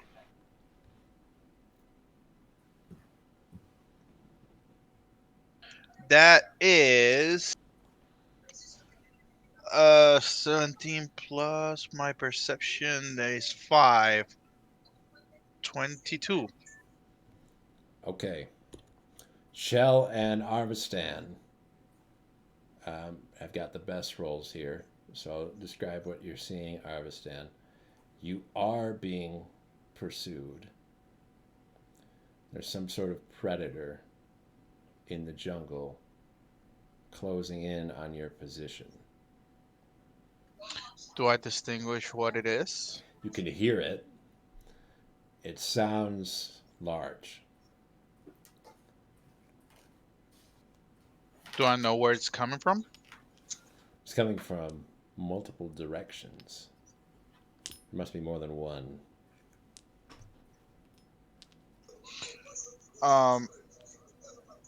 I immediately relay the information. Like, guys, there is something around us, and when I say something, there's. You guys remember when we found Luna that we got surrounded by a bunch of crazy ass wolves? I think that's happening again right now, and this feels bigger. It is around us, so keep an eye and get ready to battle just in case they start attacking. I was saying, as you finish talking, Shell stands straight up and squawks really loud, and she gets tackled by another axebeak. And they sort of lock together and they go tumbling off into the other underbrush. And then 4 more come rushing up on the rest of you. One rushes into that spot where Shell was just standing and stands there tall. it's bright green and blue. And it has like a plume of feathers on top of its head standing up. And it spreads its wings out and it unleashes a huge tail fan, like a peacock. That stands probably like, 15 feet tall, like 20 feet wide. Just this massive tail. And it like hisses and chirps at you.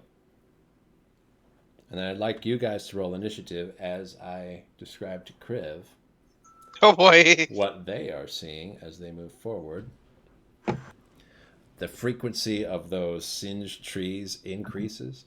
You start to see that almost every tree is burned a little bit in that way. And then the trees get a little more sparse, but thicker and older as you come into like sort of a low marshy area, like shallow water and dirty like mud and muck and moss all over the ground. A little bit of fog hanging just a couple inches above the surface layer. And scattered all around, you see probably maybe a dozen axebeaks. Different than shell, they're all very colorful. You can see bright reds and yellows are dancing around, sort of playing with each other. And you can see some of them are doing elaborate movements in front of some plainer looking ones. And then you see a couple are actually sat on nests of eggs. No. What everybody got on initiative? 10. Or wait, 9. Excuse me. I got a 6. I got a nat 20. There we go.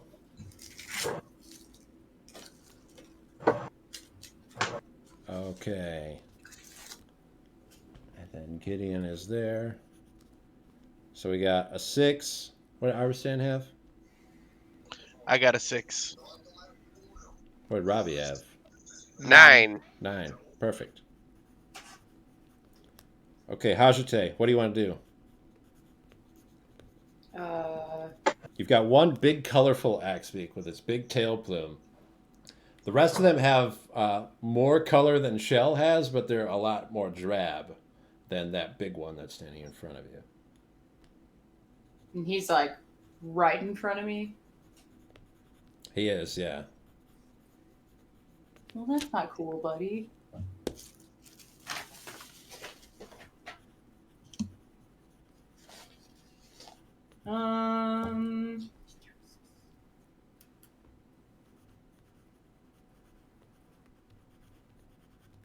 Let's go Thunder Wave. Thunderwave, this just on this guy in front of you? Yeah, I want him away. Let's get him.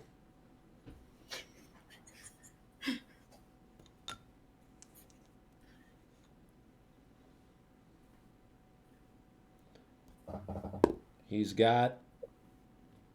Ooh, that's not great. He's going to fail on the con save. Thunder Wave. So you go to roll your damage. You're going to blast him back. Alright, we're going to do level 2.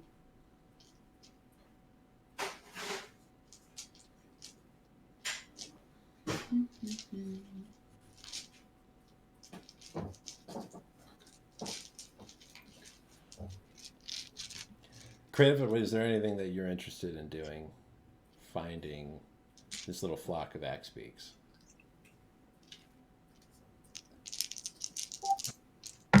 I guess maybe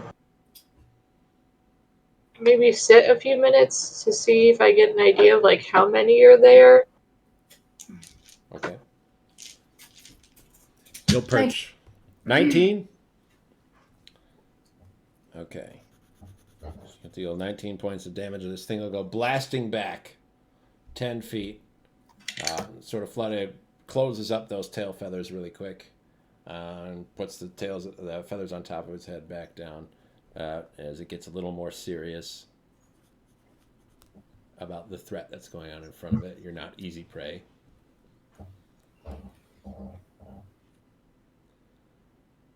Okay. Anything else you want to do on your turn, Hazrate? I want to run after the one that tackled Cho. Okay. They are locked in combat together, and they're like rolling around, sort of like scraping and pecking at each other. All right, I just want to be near it, I guess. Okay.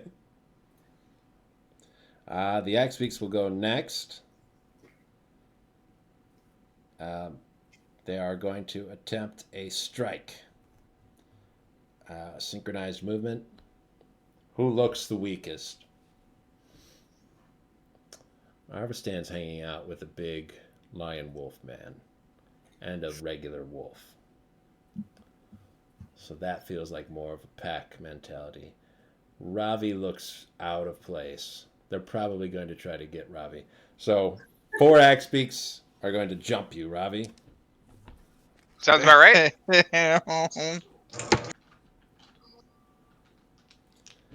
Let's see. The 3 smaller ones will make their attacks first. 2 misses and 1 critical hit. Okay, if it is non-magical, slashing, bludgeoning, or piercing damage, I reduce the damage by 3. You will do so. This is not magic. So 7 damage gets reduced to 4. Oh wait, that's a crit. 14 damage gets reduced to 11. Then the big guy attacks twice. And he's going to hit with 1. And that's going to do another 4. So it's 15 total. Right on. And you don't seem all that much worse off, which is surprising to them. Then it's Gideon's turn. Oh, Gideon. He's going for the big colorful boy. He's got 3 attacks. Wow. Hits every time. This is bad for that guy. So Gideon, I'll just let you know, hitting 3 times while Gideon is at full health means that he's going to roll 12d6 for damage now. Whoa! He is a big beef boy. He didn't roll super well. I got 1 6 in all of those. That's kind of disappointing. What you thought was big beef was actually medium beef. It's still going to get him. Okay, so that's 9. 12 makes 21. 8 makes 29. 10 makes 39. And then 15 makes... That is 54. Oh my god. 54 total points of damage. Whew. He's a good friend to have. Damn. He does that with his massive anime sword. That's too big for really anyone to lift reasonably.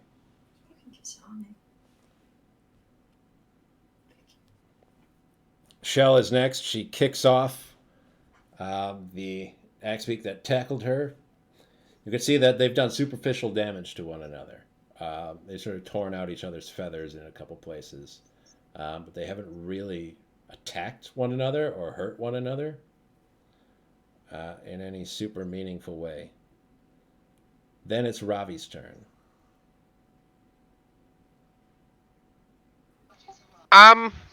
Do I notice that the axe beaks have not really hurt each other a whole lot? Shell and the one that she's fighting have not hurt each other.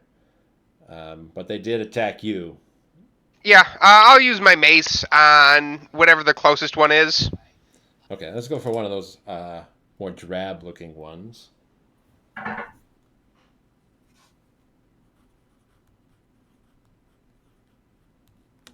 20. Not a natural. Yes. Not a difficult thing to hit. A 20 is definitely a good mace strike against a giant bird. Ooh, max damage of 8. Okay. She is not happy. And then with my bonus action, I just want to like look menacing to try to scare it off. They're definitely somewhat intimidated, especially since 4 of them jumped you and you're still fighting. So can I just make an intimidation check? Go for it, yeah. Puff up, puff up. Let's see. It could get worse. It's not bad. It's a 15. 15, yeah. So you stand there. You're kind of like, in their mind, you've sort of taken the place of like a tortoise. Excellent. Like, That's always what I wanted to be. An intimidate, like they're still like, I'm pretty sure he's prey, but I feel like we won't be able to do anything. He's covered in this shell on the outside of him. It's making him impossible to hurt. I tried to bite him and there was no meat. Ew. Arvistan, you'll be next. What do you want to do seeing all this craziness with these birds? Huh. So you said we got 1 in front of us, right? There are 4 attacking Ravi. 4 One attacking attacked Ravi? Shell. They kind of went off to the side and Hazrate followed them. Yeah. I will attack one of the ones that are it's attacking Robbie. So we got 3 sort of drab colored ones and 1 very brightly colored blue and green. Brightly one. colored blue and green one. Okay. And man's got all his ladies. I'm gonna go with sharpshooter. All right. So you're going to take a shot at this thing. That's 14 to hit. 14 will hit it, yes. Oh my god, thank you. All right, so that'll be a D8. God damn it, why did I put him back up? D8 plus 4. Wait, is this D8? Yes. That'll be 9 plus 10 damage. That'll be He's 19. dead. Sweet. You shoot and kill that large bird. The others are horrified and terrified. Doing sharpshooter to another one next to Robbie. Sure, go for it. And that'll be 12 plus 4. That'll be 16. That's a hit for sure. Big birds, they're not hard to hit. 8 and 4, that's 12. That's 22 damage. That hit. is a dead bird. And that'll be my turn. And then it will be Luna's turn Yes. to attack another one and take him away from Robbie. Because even though he's our tank, he does not deserve this. So Luna is what? A plus 5 to attack on hit. Okay. Well, Arvistan That'll just be- starts dropping the birds around you, Robbie. He's firing arrows 13 and they're going down. 13 plus 5, that'll be 18, right? 18 hits for sure. And that'll be 2d4 plus 5. So that'll be 4 and 2, that'll be 6 and 5. That'll be 11 points of damage. Okay, and Luna attacks the one that Robbie just hit with his mace, and And she kills that one also. oh, okay. That's what, 3 out of 4? Yes. Technically 5 if we count the one that jumped shell. Okay. Yeah, and Luna's gonna just stay next to Robbie. That'll be it. Okay. Hazrate's turn is next. You can make an insight check before you do anything on your turn if you'd like. I would like.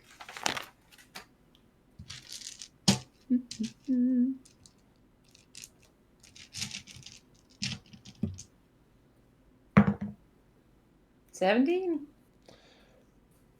Shell looks violent, but not hostile.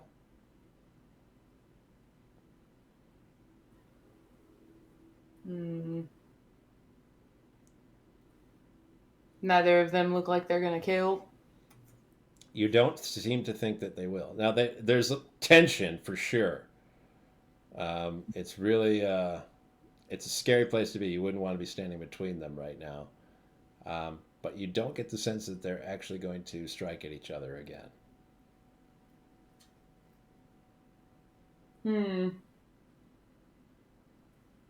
Does it seem like the ones, well, the singular one left, I guess,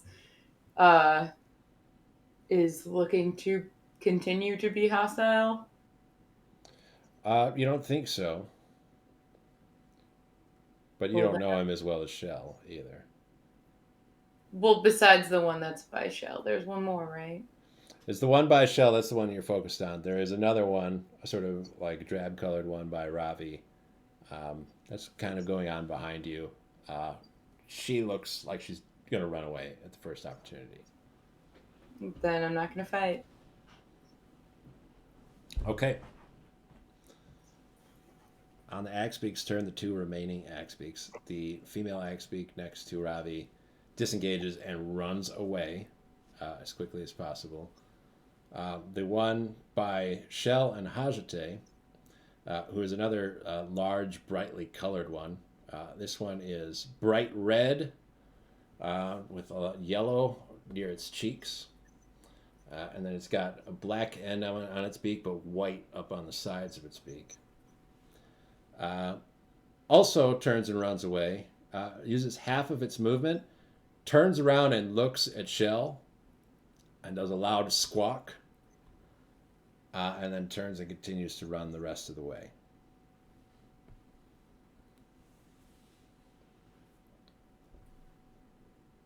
Gideon puts his sword away, but Shell sprints after the fleeing axebeaks. Kriv, as you're watching, you get the sense that not all of the axebeaks that are staying here are here right now, but they're probably about 15. You think some of them might be kind of juvenile, maybe like less than a year old. They're a lot smaller than you'd expect an axebeak to be, and there are at least 3 nests with eggs in them. There are axebeaks near those eggs at all times, so you don't have an exact count on exactly how many eggs there are. But if you wanted to count, your chickens before they hatch, you could say that there are more of them even. And as you're watching them, you'll see 2 more come tearing in from behind you. And they sort of nestle over that.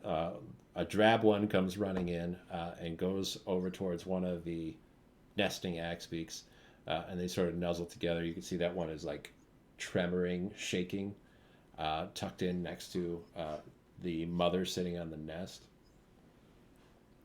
And then the other one is a big colorful one, comes rushing in, bright red and yellow. And it gets to in front of all the other ones, and then kind of turns around. And then you see Shell appear right behind that one. And sort of kind of stand there menacingly for a second, looking at the group. And then that big, colorful axebeak starts doing weird crap. Weird crap. I I'll write that down. He's kind of like bobbing his head around, and he puffs his chest out. No. He's kind of like grooving a little bit. And then he ducks way down low. He gets his like head right next to like that mist that's covering just above the surface of the ground, that like marshy, swampy water. And he fans out in his big tail feathers, and he puts his wings out to the side, and he like scuttles back and forth really quick. Oh my god. Is he trying to make a Shell fall in love with him or something?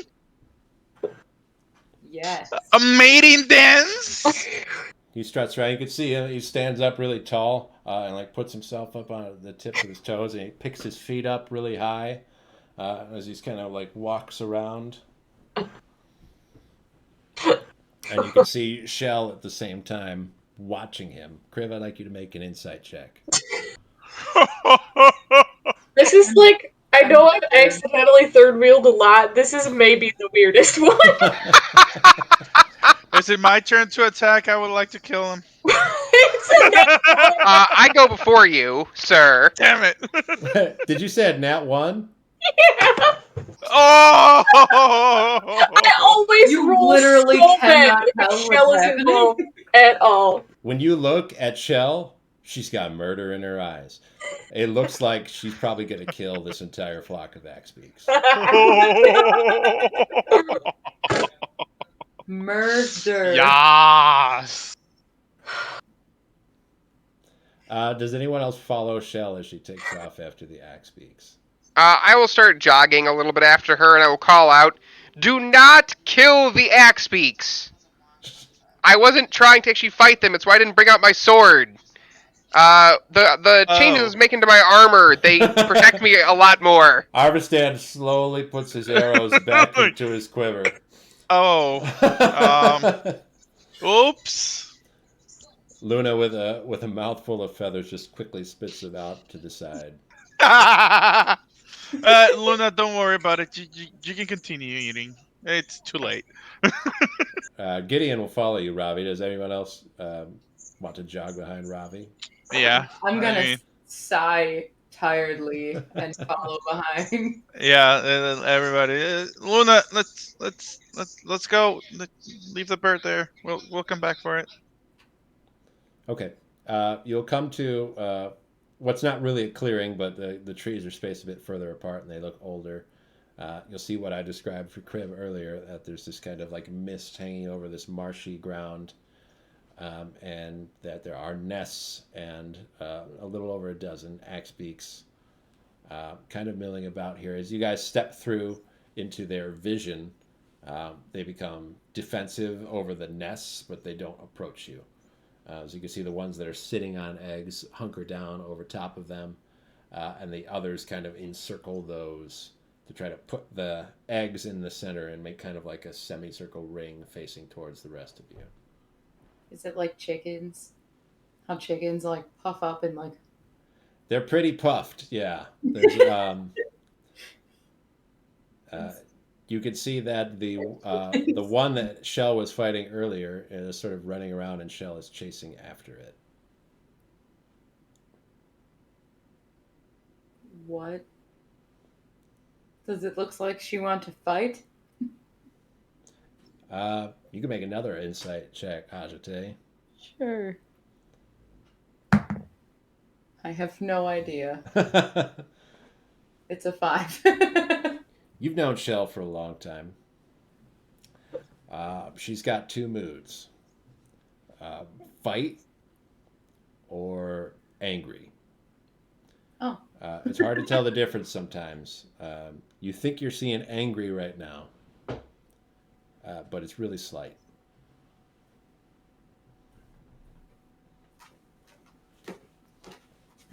Well, I'm disturbed. Angry looks way more angry than that normally.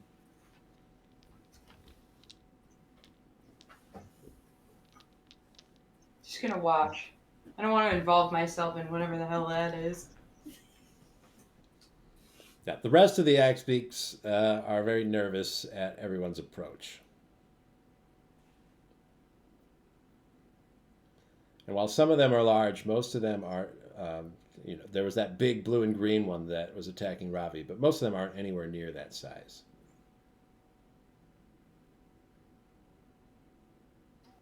Well, judging by the looks around here, I think we have an answer why the lightning beast moved, but I suppose the next question is, why did the axebeaks move? Why would they be afraid of the axebeaks? I don't know, but just judging by the fact that there is now an axebeak nest here, and we see a lot of marks of what would be dead lightning beasts, and off of what Kriv said earlier, it's the most logical conclusion. Why lightning beasts are afraid of axebeaks is a different question entirely.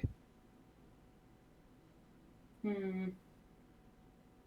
When I see them, I want to go fly by them and just sit on Hazrate's head. Sure. Hey, bird, though. This is what we're doing. We're not fighting anymore. Gonna bonk her on the head with my head. It's cute. And just sit there.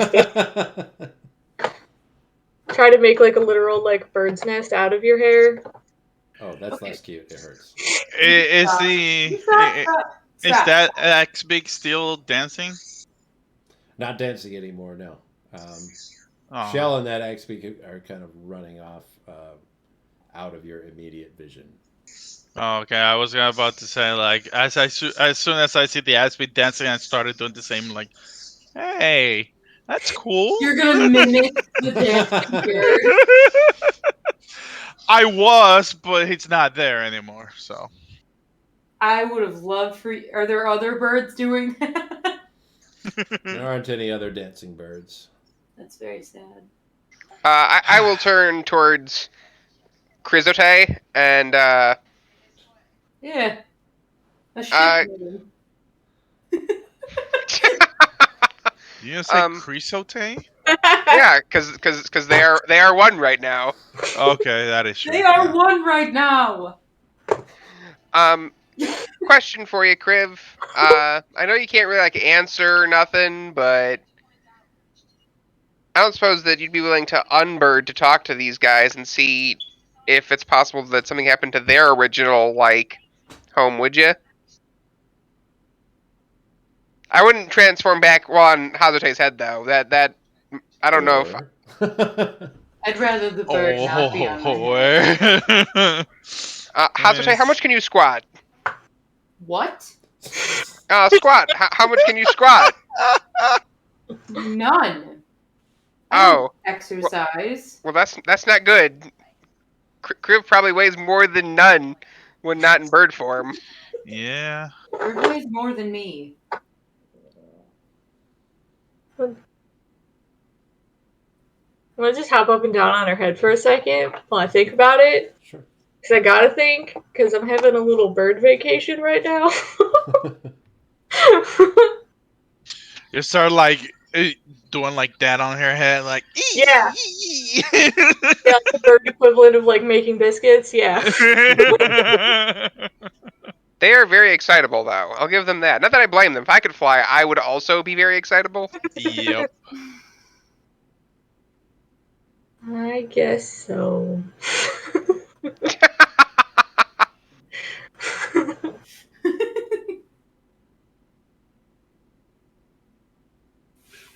Yeah, I don't think I'm gonna get off Hazrate's head though. It's been a few days. Oh. You transform back into your dragonborn Kriv self just above Hazrate? Yeah. You're both going down. Her and her bird just were problems, and I'm tired. I think Hazrate is going to get hurt from Kriv collapsing on top of her. And I think the form that hurt is going to take is 6 points of bludgeoning damage. I'll just like watch them both collapse and be like, Oh. Kriv, I didn't actually mean for you to. You know what? It's fine. And I'll take a couple steps and try to like help them both up. Ravi can offer help, but it has to be accepted. True. I'm behind, just laughing.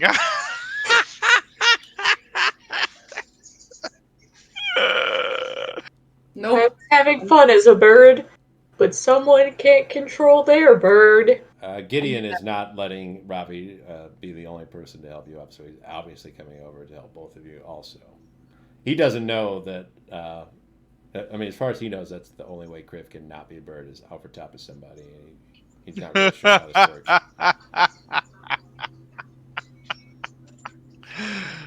That's awesome.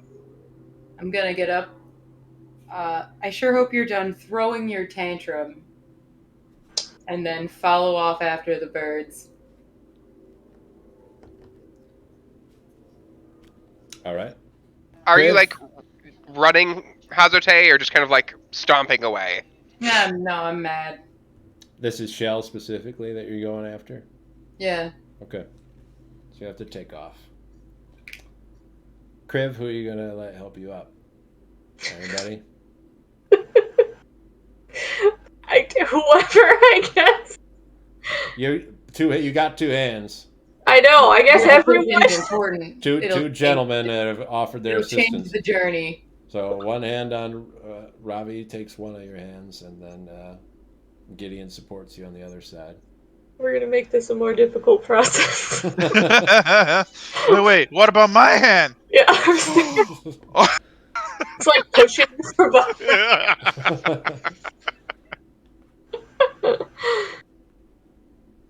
Okay.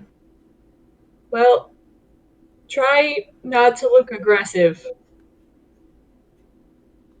I assume the birds don't like that. I assume no one really likes that, but this seems to be their nesting grounds right now for whatever reason, and I'm gonna try to see if I can find out why.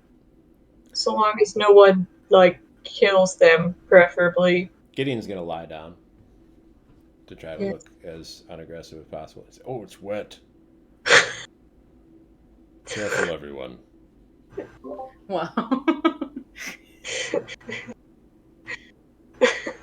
That does mean that Hazrate and Kriv have some mud on them at this point. That's fine. That helps with the bugs. So I will once again can't speak with animals. Sure. You've got a lot of axebeaks in front of you to Yes. converse with.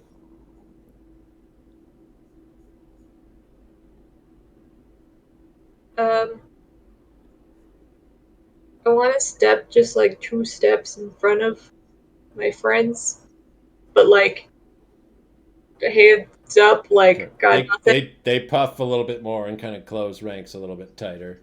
Oh, I was just gonna take 2 steps and stop, Sure.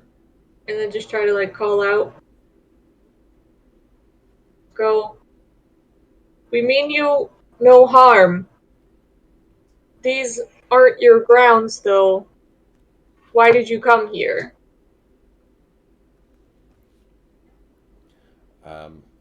You'll get a response from the sort of matriarch axebeak. She sat on one of the nests, but she kind of primly stations herself. Kind of raises her chin up a little bit to show that she's not intimidated by you and your friends.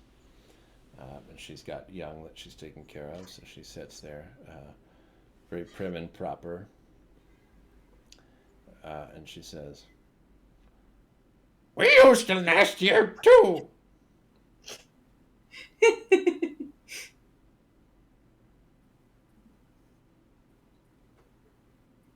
Is that why you came back?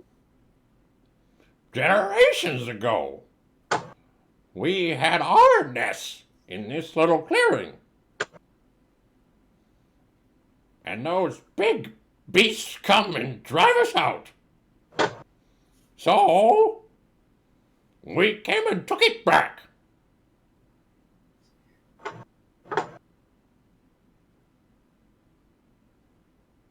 I guess I assume there's no way to share. Were those brutes?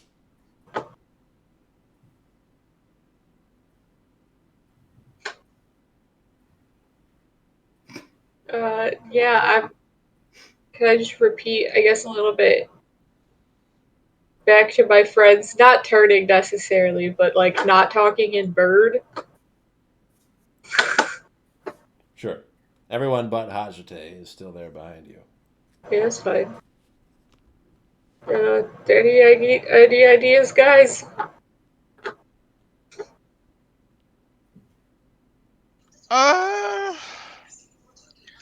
Now this is gonna be a tough one. I mean, can you ask them what's the if there is another option that they could have for them to leave this place? Or what would make them move to a different location or be able to share?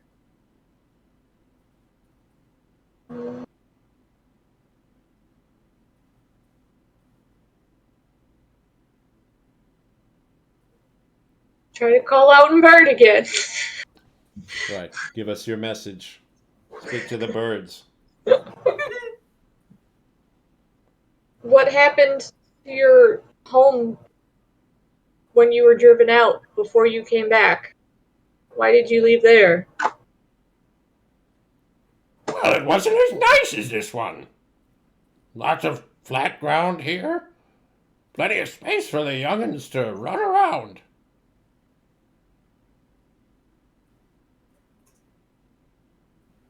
Surely you can't enjoy the heightened conflict, though, with those lightning beasts. That can't be good. Well, we got rid of them. They're not here anymore.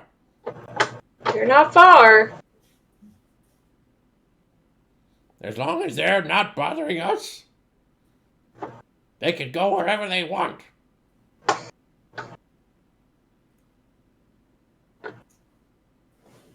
What do you do if they come back? We'll fight for our land.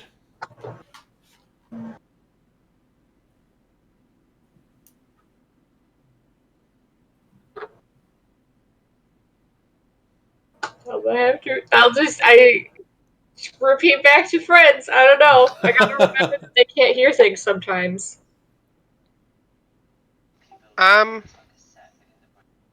Maybe explain that with, 3 or 4 of them dead, they might not be as formidable, to try to convince them that if they're attacked again, that it'd be smart to leave?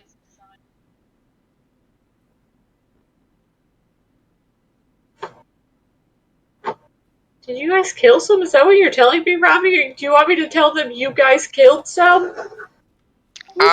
I did not kill any. That would be Arvestan and Luna, but yes. If there's any indication that they could My goodness. communicate with one another, they already know that. Yeah. They've got witnesses among them. I mean, alternatively, that kind of only leaves us 2 choices. We either force the axebeaks out, or we go and try to kill some more of the lightning base.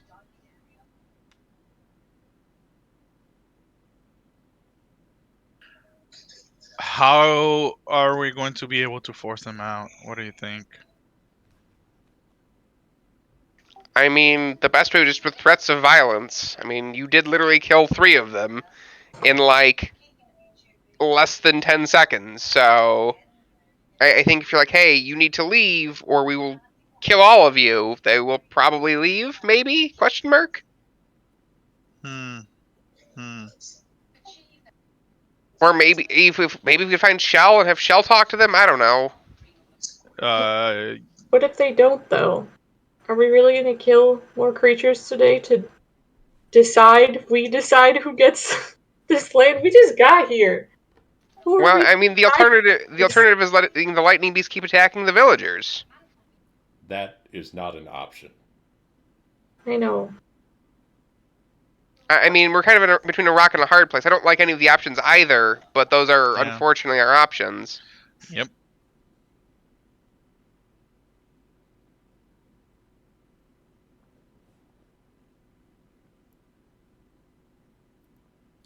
Hazrate, you'll catch up to Shell and the mystery bird. Do you remember the sequence in The Lion King? When they play the song "Can You Feel the Love Tonight"? Is that familiar to you? Oh my god. This is so not okay. They're sort of scampering about amongst the trees and the branches, climbing up on fallen vines, and sort of playfully chasing each other. They do the thing where they both start drinking from one little pool and looking up at each other. Wee wee wee wee wee wee wee wee wee wee. Not the song. I know, but it's not the song, but that's the song that came to my head. Okay. There's a whole song dedicated to that scene, Jason. I know. I'm singing my own song. You look at your hands. You have Timon's hands. No.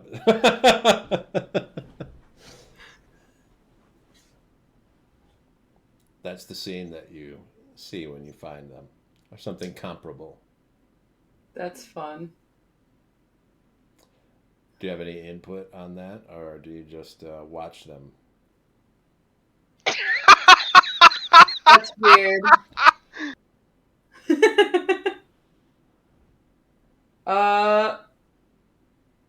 Is there anything else going on? You can go back. There was like a big standoff going on with all the other axebeaks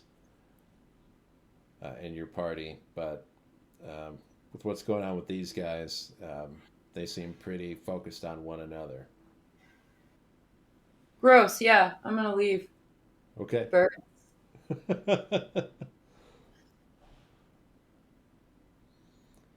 But I'm not gonna get involved in whatever Sure. they're doing either. All right. What's the plan with this flock? Griv can still talk to them. And demand of them getting out of here. If not, well, like Robbie said,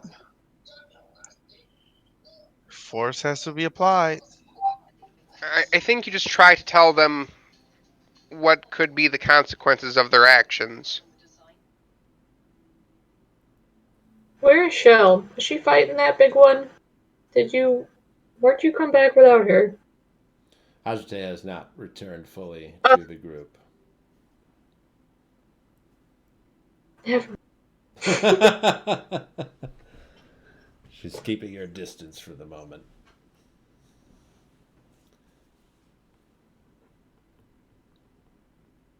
Could make perception check. Ah!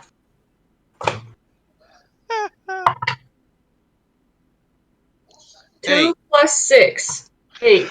I called it! Oh my god, no way! Holy shit! Why didn't you say like 18? Holy shit! You are standing there trying to think of what you might be able to say to these birds to convince them to leave this place so that the lightning beasts can return.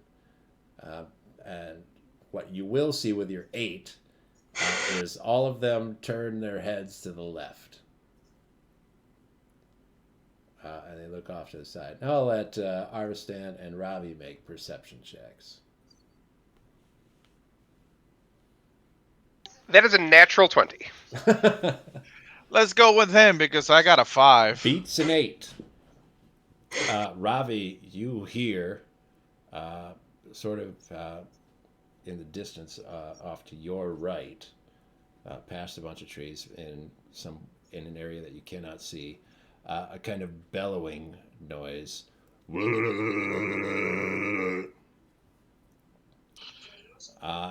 Is that their mating sound? Thundering sound. Oh, Guys, Kriv, we're gonna have guests real soon of the lightning variety. Oh, hey. The birds know. Is there anything even left to say?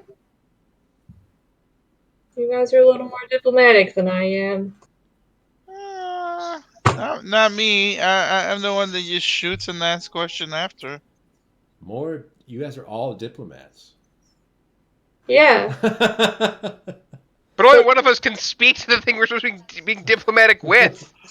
Yeah, exactly. You don't have your leader with you either, the most important member. That's true. Without our leader, we have no social skills.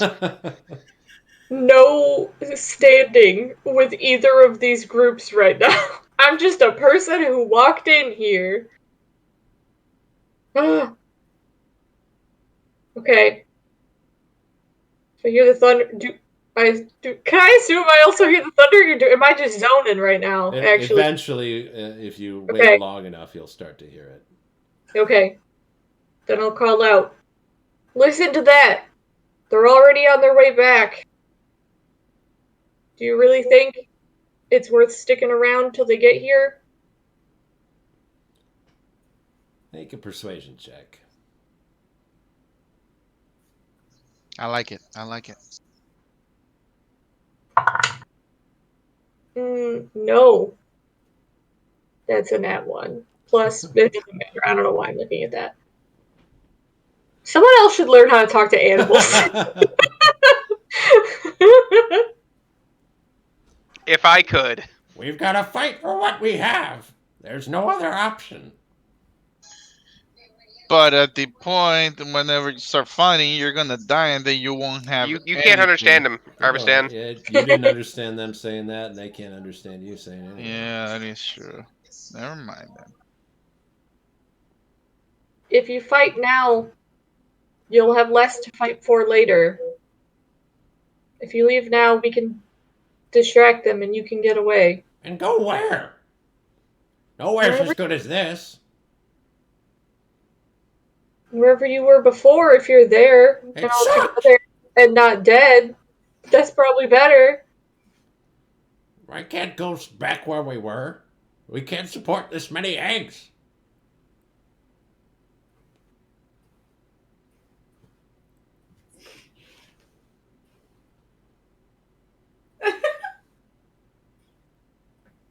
Dude, I don't know bird politics. Did not sign up for bird city planning today. I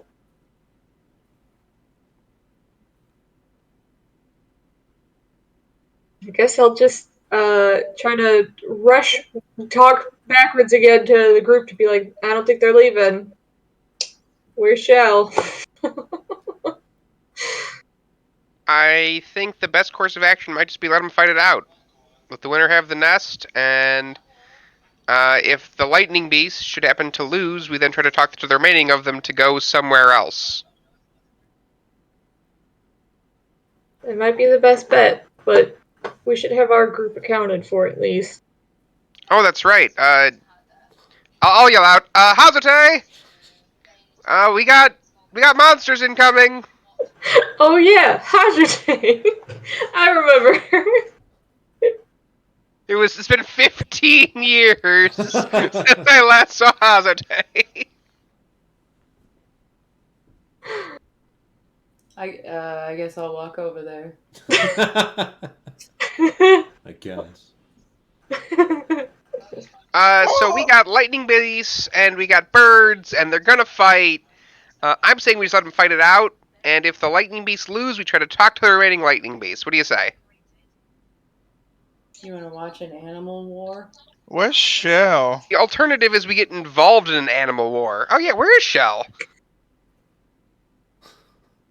I don't know. I thought you went after her. We might just have to leave without her. What? Leave Shell? Wait, what? Are you okay with that? No. Then why are you giving us that option? No. Are you okay? Are you sick? She's got a boyfriend, I guess. What? I'm feeling like a stress headache. Please explain about the boyfriend, not the stress headache. What do you mean? You saw her That's run what off I'm with saying. that stupid fucking bar. Yeah, I thought they were fighting. Nope. No, what are they doing then? The other F word, Arvistan. Now we need to. Can see the lightning beasts now. They storm through. You could see them past the underbrush, and as they come into view, they start moving faster. I want to climb up into a tree. Yeah, I'm gonna back up. All right, Luna, let's sit down over there and let's watch this mess. Okay. So, coming out of the trees are 4 fully grown lightning beasts. You have 14 axebeaks, including juveniles and mothers on nests. And then 1 red axebeak with yellow on its cheeks comes out from the distance and joins the group. And they're going to duke it out. So we're going to let them fight. Oh my god. I'm not going to do anything unless one of them comes to attack me. Okay. Yeah, same. I'm gonna hold my action if something comes to attack me as well. Is that everyone's current plan? Okay. That's where I'm at, animals, So I'm gonna do I get to lightning join. beasts and axebeaks, and let's just see exactly. Ooh, okay. And axebeaks will come back with that. Oh, that's not quite as good, is it? And the lightning beasts come. Oh shit. Just remember the shell is in there. Shell's not in there right Shell's now. not in Oh, there. it's not in there? Oh, okay. Oh well, that's coming back with a little bit of something. That's quite a bit more. Okay, and then how long are you willing to watch this play out? It depends. What team looks like it's dying? Axebeaks are getting destroyed. It's not even really that close of a contest. Do we have a way to stop them? I'm going to look at Kriv, because Kriv's the only one who can try to talk to them, unfortunately. There's nothing I can do. Yeah, that is I true. don't know that talking is gonna help. Did you ask them how they got rid of the lightning beasts? No. What about how That they would have been a expected good to question. defend their land? I don't know how much that super matters right now. It would have before. They were very stubborn. All the X-Speaks. Kriv tried to talk them down into leaving, and they were like, nope, we ain't doing it. Surprisingly, axebeaks are aggressive and stubborn, and they think they're capable of more than they are a lot of the time. They chose their land, the slightly preferable land, over the well-being of them and their family. Well, Why don't you get Shell to talk to him? I don't have a shell. Not right now. Today's weird, you guys.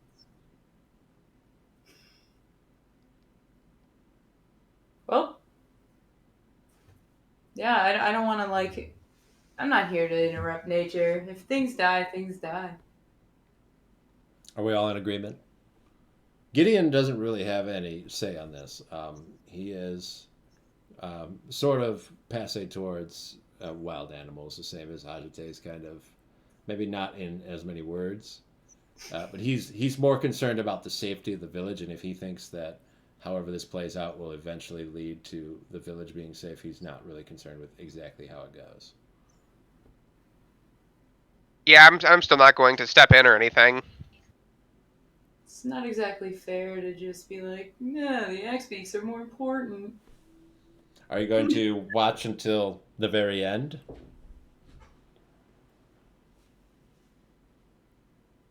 If there's only like 2 or 3 X-Speaks left, I'm going to try to use like a booming voice to try to scare them off to save whichever ones the few that remain.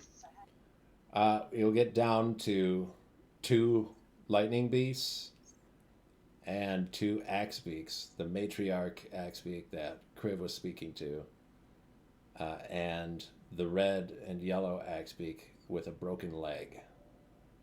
Oh. Well, see, now there's not as many they can share. And you're going to do a booming voice to try to scare them away? Yeah, just kind of a, hey, separate.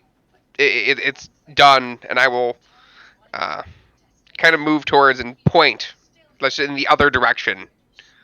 More so towards the X-Speaks, to leave.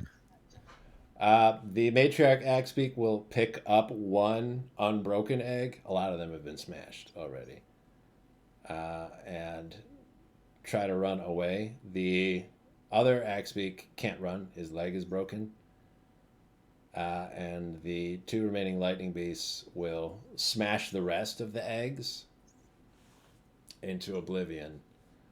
and then they will go. That wounded axebeak tries to kind of like limp his way off, following that matriarch axebeak. I want to stand in front of the wounded one. Are you gonna head in there? Yeah. Okay. What are you gonna do? Just stand there? No, I'm gonna kaboom. Oh. I'm mad about it. He's wounded. I've had a bad day. I'm gonna cast Shatter. I'm gonna do it right in front of me. If they get hit with debris, cool, but I'm more so just trying to make a show. So like gonna explode part of the ground, kind of like Yeah. pow right here. Okay. Yeah. We'll give you a little bit of distance there. What's the range on Shatter? Like, what's the radius of the area that it affects? I believe it was small. I believe it was only like 20. Hold, please, I have it. 20. I'm sorry, 60? 60. I think it's 60. No, that's the range. The range is 60, sorry. 10-foot radius, that's what it is. 10-foot radius, so it's 20-foot diameter. That's pretty big. They're probably close enough to getting to that axebeak before you can interject between them that it would be difficult to shatter without hitting either yourself or them. All right, I'm going to hit him. I'm going to hit the Sparky guys. Okay, let's make some con saves here. That's going to be 2 failures.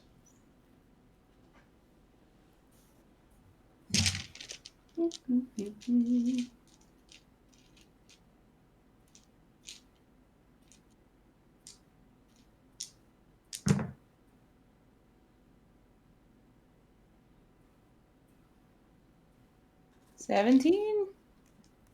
Okay. It's not going to kill them, of course, but... That wasn't really the goal. Right.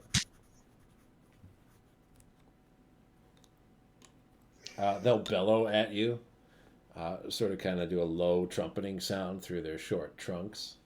I want to yell back as loud as I can. Sure, go ahead. I don't want to scream into a microphone. Just roll it for us then. Give us an intimidation check. Sick, I'm in. Whoop.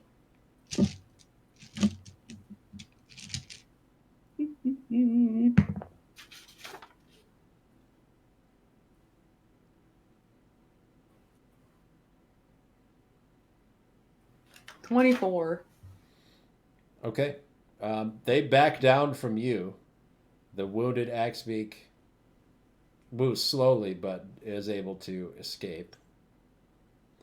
They don't leave the area. They don't go anywhere close to you, but they keep smashing the axebeak's nests and sort of like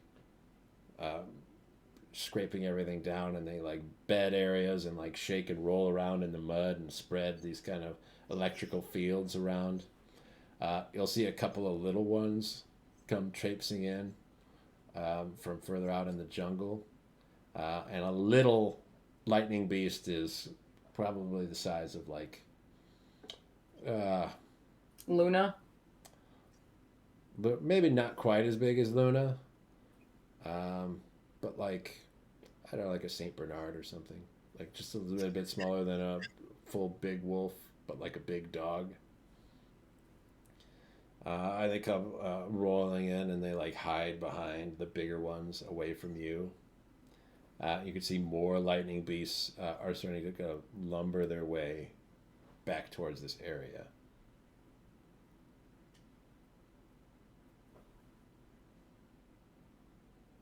Not gonna lie, Hazrate, I have no idea how the axebeaks won the first time. As I see like more of these things come in after watching what the 4 of them did to 17 axebeaks. Yeah, that is true. I wonder what happened. If the babies were gone and she was upset about the babies, maybe it was something to do with that. Might have been picking off weaker ones by the corners. Yeah. Well, and I'll look at Gideon. I think we've successfully averted crisis at the village. I'll confirm with Hi Hi and his parents, but I think you're right.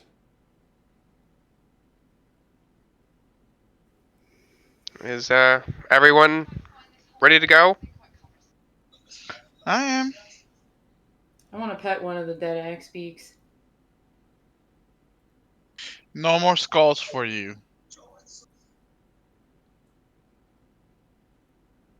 It's What not if- what I was going for, but thanks. You can pet a dead axebeak. There's no need for an animal handling check. What a power move it would be to have an axebeak skull. You know, that just sounds big. Is it like what time of day is it right now? Oh, it's like midday. Oh, What? well, I was gonna say, how important is it to you guys to figure out how the birds won? I can try to ask, but I don't know how important that is. I think I mean, it can doesn't- field that question for you, Kriv. Have you ever seen a herd of cattle? Yes. Yeah. There's no reason to think that a pack of wolves is any match for a full herd of cattle. They'd be destroyed instantly. But it's not the nature of the cattle to fight the wolves. It's the nature of the wolves to prey on the cattle.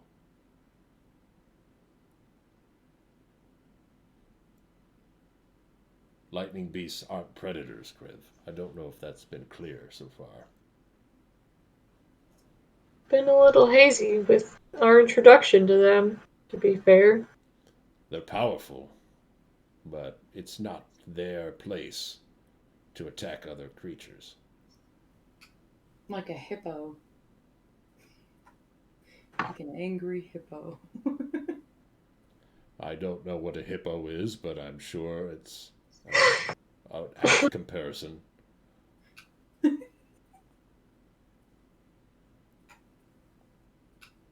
I understand. I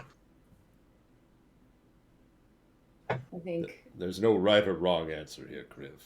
No one can judge you for doing something you shouldn't have. I think both sets of creatures have a right to be where they are. The axebeaks will recover. In time, more generations will be born. Their numbers will increase. And the lightning beasts will be fine also. More will die and more will be born.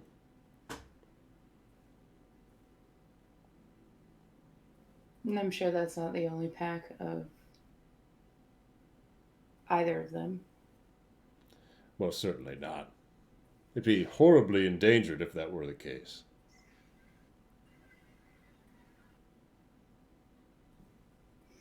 I understand. It just feels unnecessary sometimes. What That's does? All the violence of it. It's hard not to be reminded of our own conflicts back in Karenia and how they seem like they could be so unnecessary. And they're gonna happen, but they're not gonna be fun. You That's might all. want to think on it longer, Kriv. You're about to ask my people to engage themselves in a conflict over land they don't even want.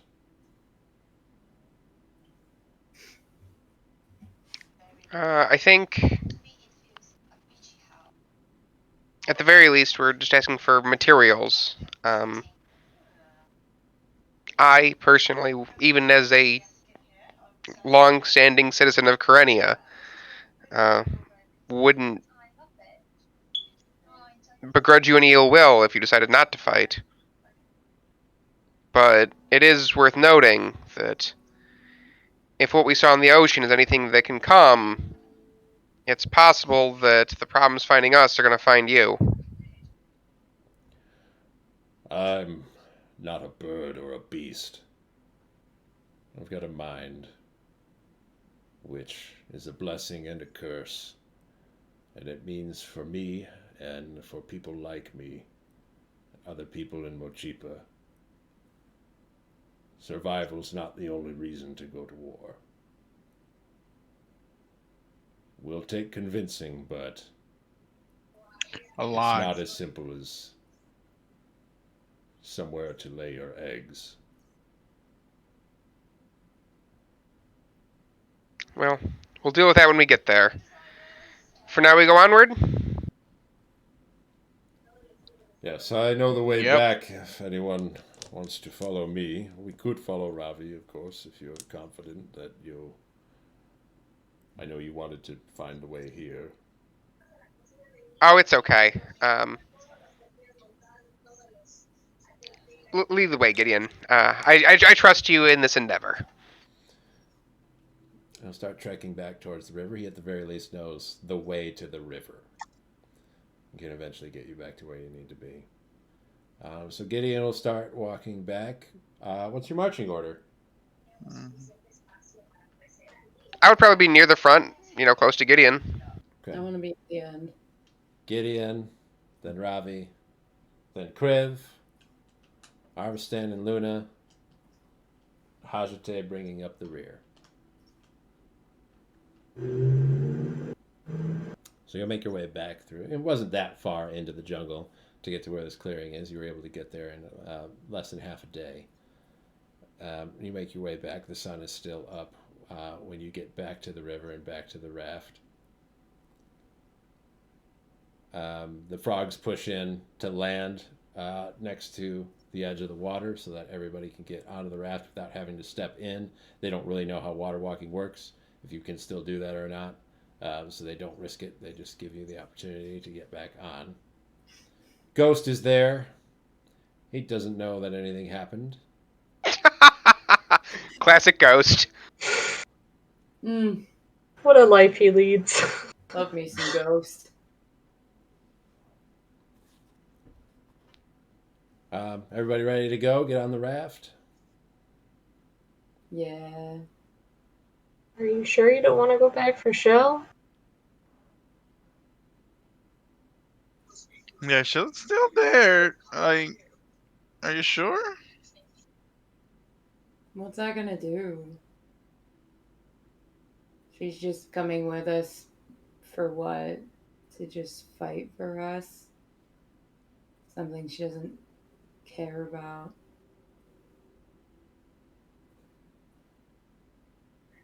I mean,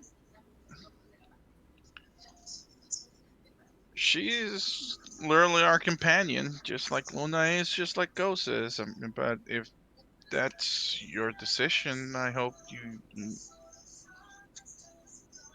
think of it well before you take that big decision. I mean, it's not like I can ask her what she wants. I mean, I can be translator if you want. Yep.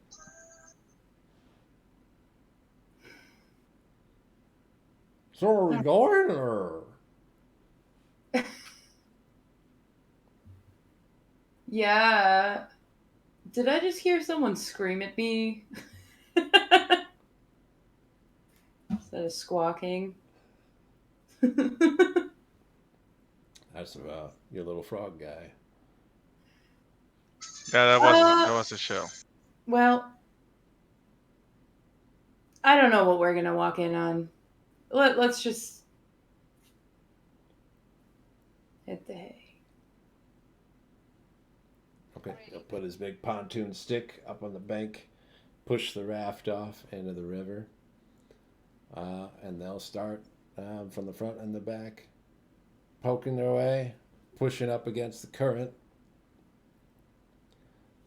Then I'll have everybody make a quick perception check.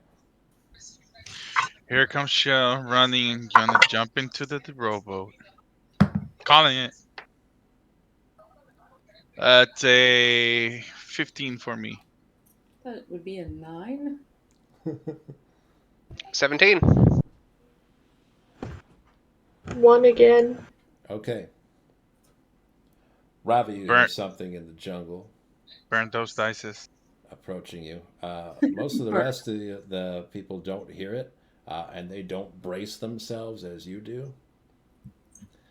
And then coming running and squawking at the top of her lungs at the rest of you on the raft, Shell comes bursting through the trees and drop kicks Arvistan off the raft. I'm so happy right now. I will scramble to try to help Arvistan it back into the boat or the raft. I'ma just watch and laugh. Murky, muddy water, Arvistan's spitting out. Kipper's trying to nip at his heels as he's getting pulled back up onto the raft. Soaking wet, dripping. He's got mud in his pockets. Why?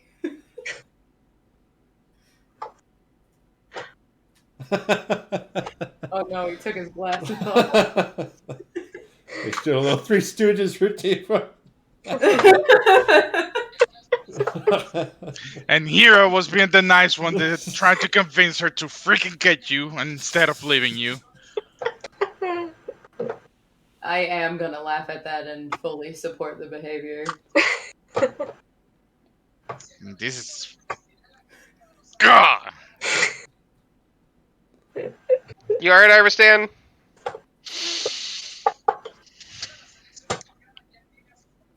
Let's just keep him going. Okay. You got some mud in your vines. Thank you. I think I got muddled over. You know, now we match. Yeah, I think everybody's buddy at this point. Yeah. I am somehow the least muddy. Robbie, you fell off a shell. I think. Oh, you that's true, I fell did. also covered Yep, in that's mud. right. Shell squawks back at the jungle. And even though Kriv doesn't have the speak with animals up anymore, I'll just let you guys know that she squawks, "I'll call you!" Perfect. Wow. Shell's living her best life right now.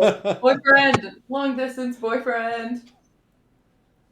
That's what we're going to call it. Oh my god. If this she week. starts having babies, I'm telling you right now, you better train those kids. We're gonna defend them with our lives. is You're what going you're to saying? train them. We don't want another shell. Oh, because she's done so well with training this one. Yeah, exactly. Well, this one's an adult. It's much harder to train adults than it is kids. Are you sure? You've just met an entire flock of axebeaks, and there's kind of a common asshole trend among them. So I don't know exactly. That's like nature versus nurture at this point. Like, I don't know how far you can go. They're asshole birds, but I love them. And we're gonna defend her eggs with our lives if we have to. I would absolutely defend her eggs with my life, yes. When we get to that point, depending on how she has treated me and stopped drop kicking me, then maybe yes, I'll help defend. Yeah, see, it's like a full like wrestling move. Like she comes in like sideways, kicks out both legs. Wow! Of Jesus course. Christ! Of course. She's good.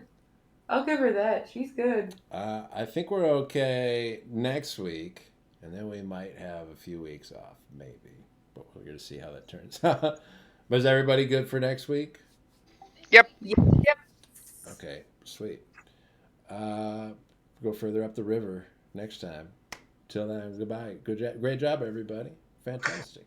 Woo! Yay, bye. Bye.